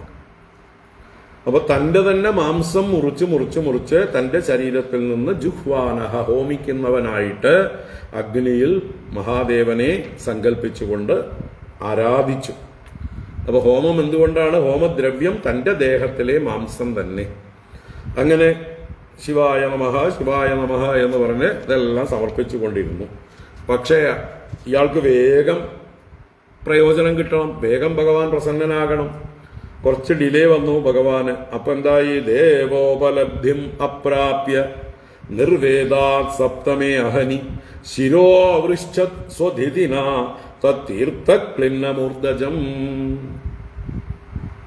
ദേവോപലബ്ധിമപ്രാപ്യ നിർവേദാത് സപ്തമേ അഹനി ശിരോവൃശ്ചത് സ്വധിതിന തത്തീർത്ഥക്ലിന്നമൂർധജം. ദേവ ഉപലബ്ധിം അപ്രാപ്യ, മഹാദേവൻ തൻ്റെ അടുത്തേക്ക് ലഭിക്കാത്തതിനെ കണ്ടിട്ട് മനസ്സിലാക്കിയിട്ട് 7 ദിവസമായി എന്നാണ്. സപ്തമേ അഹനി, 7ാം ദിവസമായിട്ടും മഹാദേവൻ പ്രത്യക്ഷനാകുന്നില്ല. അപ്പൊ ദേവ ഉപലബ്ധിം അപ്രാപ്യ സപ്തമേഹനി നിർവേദാത്, നിരാശ വന്നു. ഇവിടെ നിർവേദം എന്നുള്ള വൈരാഗ്യമല്ല, നിരാശ. നിരാശ കൊണ്ട് എന്ത് ചെയ്തു? തത്തീർത്ഥക്ലിന്നമൂർധജം ശിരഃ സ്വദിദിന അവൃശ്ചത്. ദിതി എന്ന് പറഞ്ഞാൽ ആയുധം. സ്വദിദിന, തൻ്റെ കയ്യിലുള്ള ആയുധം കൊണ്ട് അവൃശ്ചത്, വൃച്ഛനം ചെയ്തു. വൃച്ഛനം ചെയ്യുക, മുറിക്കുക. വൃച്ഛനം ചെയ്യാൻ കഴിയുന്നതാണ് വൃക്ഷം. വൃക്തും ക്ഷമഃ ഇതി വൃക്ഷഃ, മുറിക്കാൻ കഴിയുന്നതാണ് വൃക്ഷം. അപ്പൊ വൃശ്ചികം, നമ്മളിൽ മുറിവേൽപ്പിക്കുന്നതാണ് വൃശ്ചികം, തേള്. വൃശ്ചനം ചെയ്യുക എന്ന് പറഞ്ഞാൽ മുറിക്കുക. അപ്പൊ എന്ത് ചെയ്തു? തൻ്റെ കയ്യിലുള്ള ആയുധം കൊണ്ട് തൻ്റെ ശിരസിനെ, ശിരഃ അവൃശ്ചത്, തൻ്റെ അവസാനം ശിരസിനെ തന്നെ ഹോമിക്കാനായിട്ട് മുറിച്ചു. എങ്ങനെയുള്ള ശിരസ്? തത്തീർത്ഥക്ലിന്നമൂർധജം. ആ കേദാരത്തില് മന്ദാകിനി നദിയുണ്ട്. ആ മന്ദാകിനിയുടെ സ്പർശമേറ്റ ശിരസ്, ശിരസിൽ തലമുടിയിലൊക്കെ, മൂർധജം ആ തലമുടിയാണ്. അപ്പൊ തലമുടി അവിടെയുള്ള മന്ദാകിനിയിൽ കുളിച്ചു വന്ന് ഫ്രഷായിട്ടാണ് തലമുട്ടിയത് എന്ന് താല്പര്യം. നേരെ മന്ദാകിനിയിൽ ഇറങ്ങി കുളിച്ചു. മന്ദാകിനി ഭഗവാന്റെ തീർത്ഥമാണ്. ഭഗവാന്റെ ശിരസിൽ നിന്നാണ് ഗംഗ ഒഴുകുന്നതല്ലോ. അപ്പൊ മന്ദാകിനിയിൽ കുളിച്ച് തീർത്ഥക്ലിന്നം, ആ തീർത്ഥം കൊണ്ട് ആർദ്രമായ നനഞ്ഞിരിക്കുന്ന തലമുടിയോടുകൂടിയ ശിരസിനെ അവൃശ്ചത്, തൻ്റെ ആയുധം കൊണ്ട് മുറിച്ചു. എന്നിട്ട് കയ്യിൽ പിടിച്ച് ഹോമിക്കുകയാണ്. ഹോമിക്കാൻ പോവുകയാണ്. എന്നുവെച്ചാൽ മുറിക്കാൻ തുടങ്ങി എന്നെടുത്താൽ മതി, മുറിച്ചു എന്നുള്ളത് വേണ്ട. അപ്പോഴേക്കും ഭഗവാന് നാണക്കേടല്ലേ എങ്ങനെയൊക്കെ ഉണ്ടായിക്കഴിഞ്ഞാൽ. തൻ്റെ ഭക്തൻ തല ഹോമിച്ചു എന്ന് ആരെങ്കിലും കേട്ടാൽ ഇനി ആരും തന്നെ ഭജിക്കാതെയാവും അല്ലേ? അയ്യേ, ഈ മഹാദേവനെ ഭജിച്ചിട്ട് ഒരു കാര്യമില്ല, അങ്ങേര് ഒരു കരുണയുമില്ലാത്ത ആളാണ്, തൻ്റെ ഭക്തനായിട്ടുള്ള ആ മൃഗൻ തൻ്റെ ശിരസ് വരെ ഹോമിച്ചിട്ടും പ്രത്യക്ഷപ്പെടാത്ത ആളാണ് എന്ന് ദുഷ്കീർത്തി ഉണ്ടാകും. അപ്പൊ അത് പേടിച്ചുകൊണ്ട് മഹാദേവൻ അവിടെ പാഞ്ഞു വന്നു. അതാണ് തദാ മഹാകാരുണിക സധൂർജടി യഥാ വയം ചാഗ്നിരിവോത്തിദോനലാത് നിഗൃഹ്യദോർഭ്യാംബുജയോർന്യവാരയത് തൽ സ്പർശനാത് ഭൂയ ഉപസ്കൃതാകൃതി. തദാ മഹാകാരുണിക സദുർജടി യഥാ വയം ചാഗ്നിരിവോത്തിദോനലാത് നിഗൃഹ്യദോർഭ്യാംബുജയോർന്യവാരയത് തത്സ്പർശനാത് ഭൂയ ഉപസ്കൃതാകൃതി.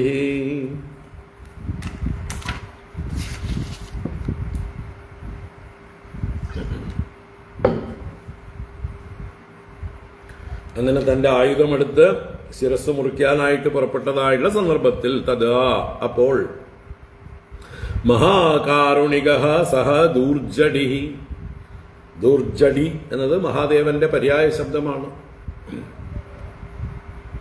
ശുദ്ധമായ ജടയോടുകൂടിയവൻ, പരിശുദ്ധമായ ജടയോടുകൂടിയവൻ എന്നുള്ള അർത്ഥത്തിലാണ് ദൂർജടി, അല്ലെങ്കിൽ വലിയ ജടാഭാരത്തോടു കൂടിയവൻ. ആ മഹാകാരുണിക, ഏറ്റവും കരുണയോടുകൂടിയ കരുണാമൂർത്തിയായിട്ടുള്ള ആ മഹാദേവൻ ശിവൻ അനലാദുത്തിത അഗ്നിഹി ഇവ, അഗ്നിയിൽ നിന്ന് ഉത്ഥാനം ചെയ്തവനായി, സ്വയം അഗ്നിയെ പോലെ ജ്വലിക്കുന്നവനായി മുമ്പിൽ നിന്നു. അപ്പൊ അവൻ ഏത് അഗ്നിയിലാണോ ഹോമിച്ചുകൊണ്ടിരുന്നത്, ആ അഗ്നിയിൽ നിന്ന് തന്നെ ഭഗവാൻ പൊങ്ങി വന്നു. സ്വയം ഒരു അഗ്നിജ്വാല പോലെ ശോഭിച്ചുകൊണ്ട് ഇവന്റെ മുമ്പിൽ പ്രകടമായി. എന്നിട്ട് യഥാ വയം ദോർഭ്യാം ഭുജയോഹോ നിഗൃഹ്യ, എപ്രകാരമാണോ സാധാരണ ജനങ്ങള് മരിക്കാൻ പോകുന്നത് പോലെ, മരിക്കാനായിട്ട് ഒരാള് മുതിരുമ്പോ ഓടിച്ചെന്ന് കൈപിടിക്കില്ലേ, അതാണ് യഥാവയം. നമ്മളൊക്കെ എങ്ങനെയാണോ ഒരാള് മരണത്തിന്റെ മുമ്പിലേക്ക് പോകുമ്പോൾ ഓടിച്ചെന്ന് കൈപിടിച്ച് രക്ഷിക്കുക, അതുപോലെ യഥാവയം ദോർഭ്യാം, ഭഗവാന്റെ 2 കൈകളെ കൊണ്ടും ഭുജയോഹോ നിഗൃഹ്യ, അവന്റെ 2 കൈകളിലെയും പിടിച്ചിട്ട് നിവാരയത്, അരുതേ എന്ന് പറഞ്ഞ് അവനെ നിവാരണം ചെയ്തു. അവനെ ആ വിഷയത്തിൽ നിന്ന് പിന്തിരിപ്പിച്ചു. നിന്റെ തല കൊയ്യേണ്ട ആവശ്യമില്ല, ഞാനിതാ വന്നിരിക്കണു എന്ന് ഭഗവാൻ അവന്റെ ആ കൃത്യത്തിൽ നിന്ന് അവനെ നിവാരണം ചെയ്തു. തത്സ്പർശനാത് ഭൂയഃ ഉപസ്കൃതാകൃതി, തത്സ്പർശനാത്, ആ ഭഗവാന്റെ മംഗളമൂർത്തിയായ ഭഗവാന്റെ സ്പർശം കൊണ്ട് എന്തായി, ഭൂയഃ വീണ്ടും ഉപസ്കൃത ആകൃതി, ദേഹത്തിൽ നിന്നും മാംസമൊക്കെ ഛേദിച്ച് ഹോമിച്ചു കഴിഞ്ഞവനാണ്, വികലാംഗനാണ്, പല അവയവങ്ങളും മുറിച്ചു കഴിഞ്ഞിട്ടുണ്ട്. പക്ഷേ ഭഗവാൻ സ്പർശിച്ചതോട് കൂടിയിട്ടോ അവന്റെ ശരീരം വീണ്ടും പഴയതുപോലെ പുഷ്ടിപ്പെട്ടു എന്നർത്ഥം. അവന്റെ വ്രണങ്ങളെല്ലാം ഉണങ്ങി, ശരീരമെല്ലാം പൂർവാധികം ഭംഗിയായി. അല്ലേ, നമ്മുടെ ഹിരണ്യകശിപുവും ബ്രഹ്മദേവനെ തപസ് ചെയ്ത് ശരീരം മുഴുവൻ ഉറുമ്പ് തിന്ന് തീർത്തിരുന്നു. അസ്ഥി മാത്രമാണ് ഉണ്ടായിരുന്നത്. ആ അസ്ഥിയെ ആശ്രയിച്ചിട്ടാണ് അയാളുടെ പ്രാണൻ നിലനിന്നിരുന്നത്. ആ ബ്രഹ്മദേവൻ വന്ന് കമണ്ടലു ജലം കൊണ്ട് തളിച്ചതോടു കൂടിയിട്ട് ആ ചെതൽപുറ്റെല്ലാം വീണുപോയി. നല്ല സ്വർണവർണ്ണമുള്ള ഗംഭീര ശരീരത്തോടു കൂടിയായി ഹിരണ്യകശിപു. അതുപോലെ ഇവിടെയും ഭഗവാന്റെ സ്പർശമേറ്റതും ആ വൃകാസുരൻ തന്റെ ആകൃതിയെല്ലാം വീണ്ടുകിട്ടിയവനായി. ഉപസ്കൃത ആകൃതി. തമാഹ ചാംഗാലമലം വൃണീഷ്വമേ യദാപി കാമം വിതരാമി തേ വരം പ്രിയേയതോ യേന നൃണാം പ്രപദ്യതാം അഹോ ത്വയാത്മാ വൃഷമർദ്യതേ വൃഥാ. തമാഹ ചാംഗാലമലം വൃണീഷ്വമേ യഥാപി കാമം വിതരാമി തേ വരം പ്രിയേയതോ യേന നൃണാം പ്രപദ്യതാം അഹോ ത്വയാത്മാ വൃഷമർദ്യതേ വൃഥാ. തം ആഹ, ആ ഭഗവാൻ അവനോട് പറഞ്ഞു. തം മൃഗം ആഹ, ആ മൃഗനോട് പറഞ്ഞു. എന്താ, അങ്ക, ശ്രേഷ്ഠനായിരിക്കുന്നവനെ, പ്രിയപ്പെട്ടവനെ, അലം അലം, മതി മതി. അങ്ക എന്നുള്ളത് സംബോധനയാണ്. അലം അലം, മതി മതി, നിന്റെ തപസ് മതിയാക്കൂ, നിന്റെ ഈ പീഡ, സ്വയം ആത്മപീഡ ചെയ്യുന്നത് നിർത്തൂ എന്ന്, മതി മതി എന്ന് പറഞ്ഞുകൊണ്ട് വൃണീഷ്വമേ യഥാഭികാമം വരം തേ വിതരാമി. നേ വൃണീഷ്വ, എന്നിൽ നിന്ന് നീ വരിച്ചുകൊള്ളുക. എന്താ, യഥാഭികാമം വരം, നീ അഭികാമിക്കുന്നത് പോലെ, നീ എന്താഗ്രഹിക്കുന്നുവോ ആഗ്രഹിച്ച പോലെ തന്നെയുള്ള വരം, ഒരു വിട്ടുവീഴ്ചയും വേണ്ട. ആസ് യു വിഷ്, എന്ത് വേണമെങ്കിൽ ചോദിച്ചോളൂ എന്നാണ് ഭഗവാൻ വാഗ്ദാനം ചെയ്യുന്നത്. ആർക്കാ വാഗ്ദാനം കൊടുക്കുന്നത്? ഇതുപോലെയുള്ള ദുഷ്ടന്. അവൻ ഇങ്ങനെയൊക്കെ വാഗ്ദാനം കൊടുക്കാൻ പാടുവോ? പക്ഷെ ഭഗവാൻ വാഗ്ദാനം കൊടുക്കുകയാണ്. യഥാഭികാമം വരം തേ വിതരാമി, നിന്റെ ആഗ്രഹിച്ച പോലെയുള്ള വരം ഞാൻ നിനക്ക് നൽകാം. പ്രപദ്യതാം നൃണാം തോയേന പ്രിയേയ, എന്നെ ആശ്രയിക്കുന്ന ജനങ്ങള് ഒരു തുള്ളി വെള്ളം തന്നാൽ ഞാൻ പ്രസാദിക്കുന്നവനാണ്. അല്ലേ, മഹാദേവൻ ഏറ്റവും പ്രിയപ്പെട്ടത് എന്താണ്? ധാര, ശിവങ്കൽ ധാര. അല്ലേ, നമ്മുടെ കേരളത്തിലൊക്കെ വളരെ വിശേഷമായിട്ട് വലിയ ചെലവൊന്നുമില്ല, ഒരു കുടം വെള്ളം ആ പൂജകൻ ഭഗവാന്റെ മുകളിലുള്ള ചെമ്പിലേക്ക് ഒഴിച്ചു കൊടുക്കും. അതിൽ നിന്ന് ദർഭയിലൂടെ ഭഗവാന്റെ ശിരസിലേക്ക് ആ വെള്ളം ഇങ്ങനെ ധാരയായിട്ട് വീഴും. അപ്പോൾ പണ്ട് കാലത്തൊക്കെ 50 പൈസ 25 പൈസയൊക്കെ കൊടുത്താൽ മതി ധാരയ്ക്ക്, എൻ്റെയൊക്കെ കുട്ടിക്കാലത്ത്. പിന്നെ അത് 2 രൂപയൊക്കെ ആയി. ഇപ്പം എത്രയെന്ന് അറിയില്ല. ഓരോ ക്ഷേത്രത്തിലും ഓരോ മാതിരിയായിരിക്കും. അപ്പോൾ ഏറ്റവും ചെലവ് കുറഞ്ഞ പരിപാടിയാണ്. ആ പൈസ പോലും ജപിക്കുന്ന പൂജകനുള്ള ദക്ഷിണ പോലെയാണത്, അല്ലാതെ വെള്ളത്തിൻ്റെ വിലയല്ല. 2 രൂപ കൊടുക്കുന്നത് ആ പൂജകനുള്ള അദ്ദേഹം ചെയ്യുന്ന മന്ത്രത്തിനുള്ള ദക്ഷിണയായിട്ടാണ്. അദ്ദേഹം വെള്ളം കൊണ്ടുവന്ന് കോരി ഒഴിക്കണം. അത് ആ ധാരാപാത്രത്തിൽ അദ്ദേഹം മന്ത്രം കൊണ്ട് അതിനെ പവിത്രമാക്കണം, എന്നിട്ട് ഭഗവാനിലേക്ക് വർഷിക്കണം. അപ്പോൾ വെറും ജലം കൊണ്ട് പ്രീതിപ്പെടുന്നവനാണ് മഹാദേവൻ, ധാര കൊണ്ട് പ്രീതിപ്പെടുന്നവനാണ്. അതാണ് പ്രിയേയ തോയേന നൃണാം പ്രപദ്യതാം, എന്നെ ശരണം പ്രാപിക്കുന്നവരുടെ തോയം കൊണ്ട് തന്നെ ഞാൻ പ്രസാദിക്കുന്നവനാണ്. അഹോ ത്വയാ ആത്മാ ഭൃശം അർദ്യതേ വൃത. ഇപ്പൊ 30 രൂപ ശ്രീകണ്ഠേശ്വരത്ത് അല്ലേ?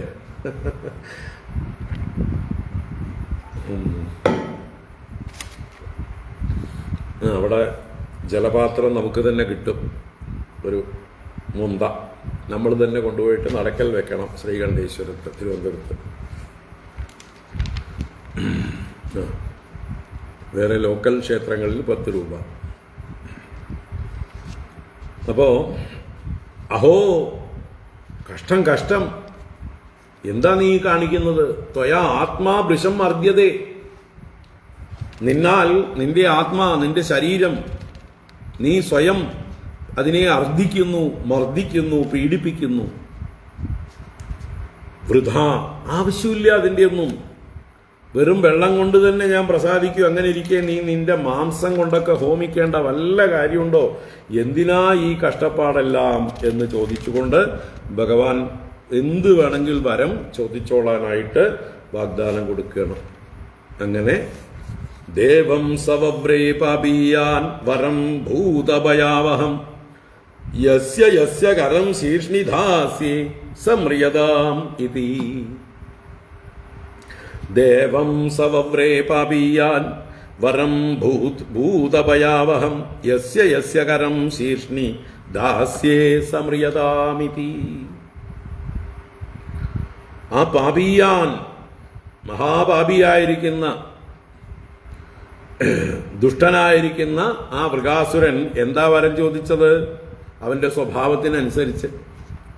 പാപിയാൻ സഹ യസ്യ യസ്യ ശീർഷ്ണി കരം ദാസ്യേ.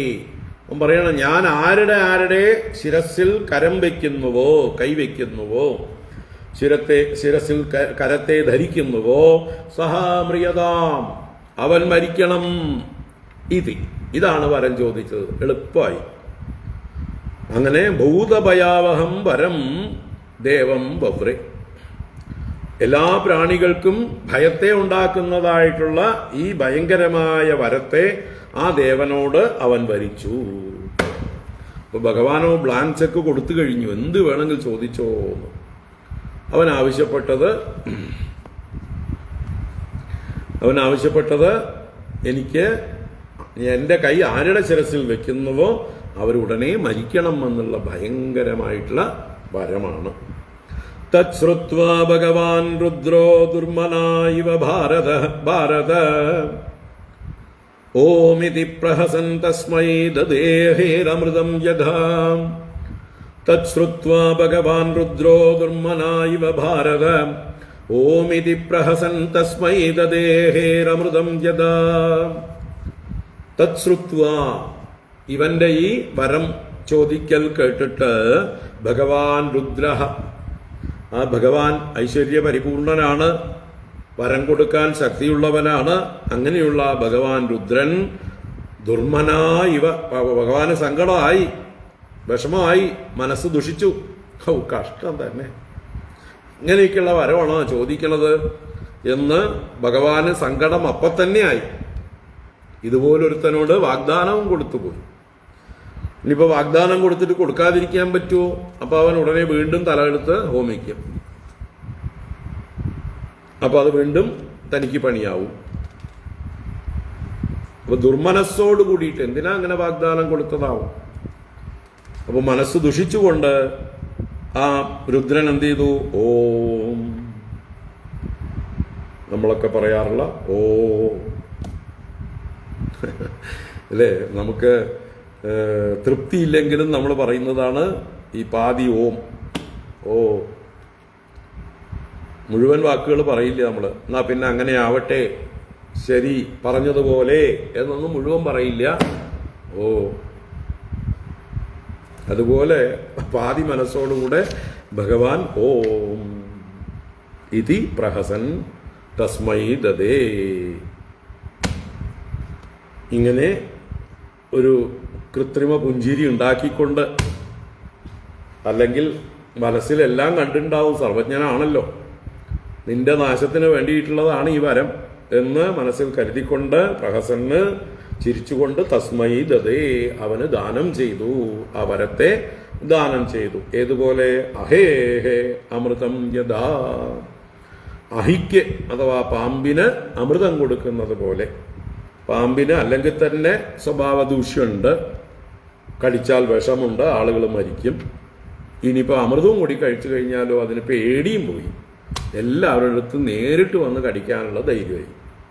അപ്പം അതുപോലെയായി ഈ ദുഷ്ടന് വരം കൊടുത്തത്. അഹേഹേ അമൃതം യഥാ, നല്ല വിഷപ്പാമ്പിന് അമൃതം കൊടുത്തതുപോലെ ഇവന് ഓം എന്ന് പറഞ്ഞുകൊണ്ട്, അല്ലയോ ഭാരത പരീക്ഷിത്തെ, ഈ വരത്തെ കൊടുത്തു.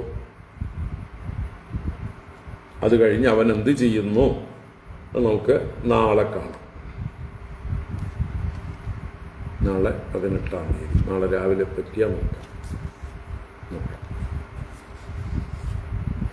കുറച്ച് അതിഥികളുണ്ട് ആലപ്പുഴയിൽ നിന്ന് വന്നിട്ടുള്ളവർ. നാളെ ഉച്ചയ്ക്ക് ശേഷമേ അത് പോകുന്നുള്ളൂ. എന്നാലും നാളത്തെ ക്ലാസ് അവർ കേൾക്കട്ടെ നേരെ.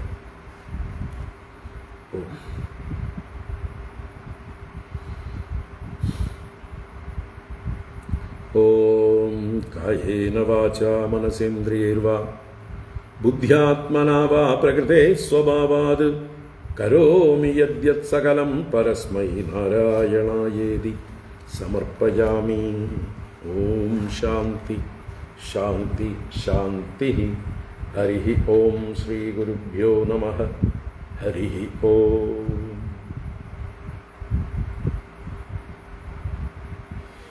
നാരായണ. നാളെ രാവിലെ നോക്കിക്കോളൂ.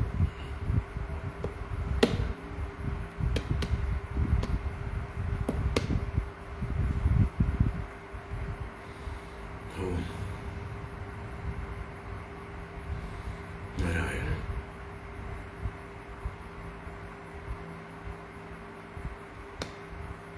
ഹരി ഓം.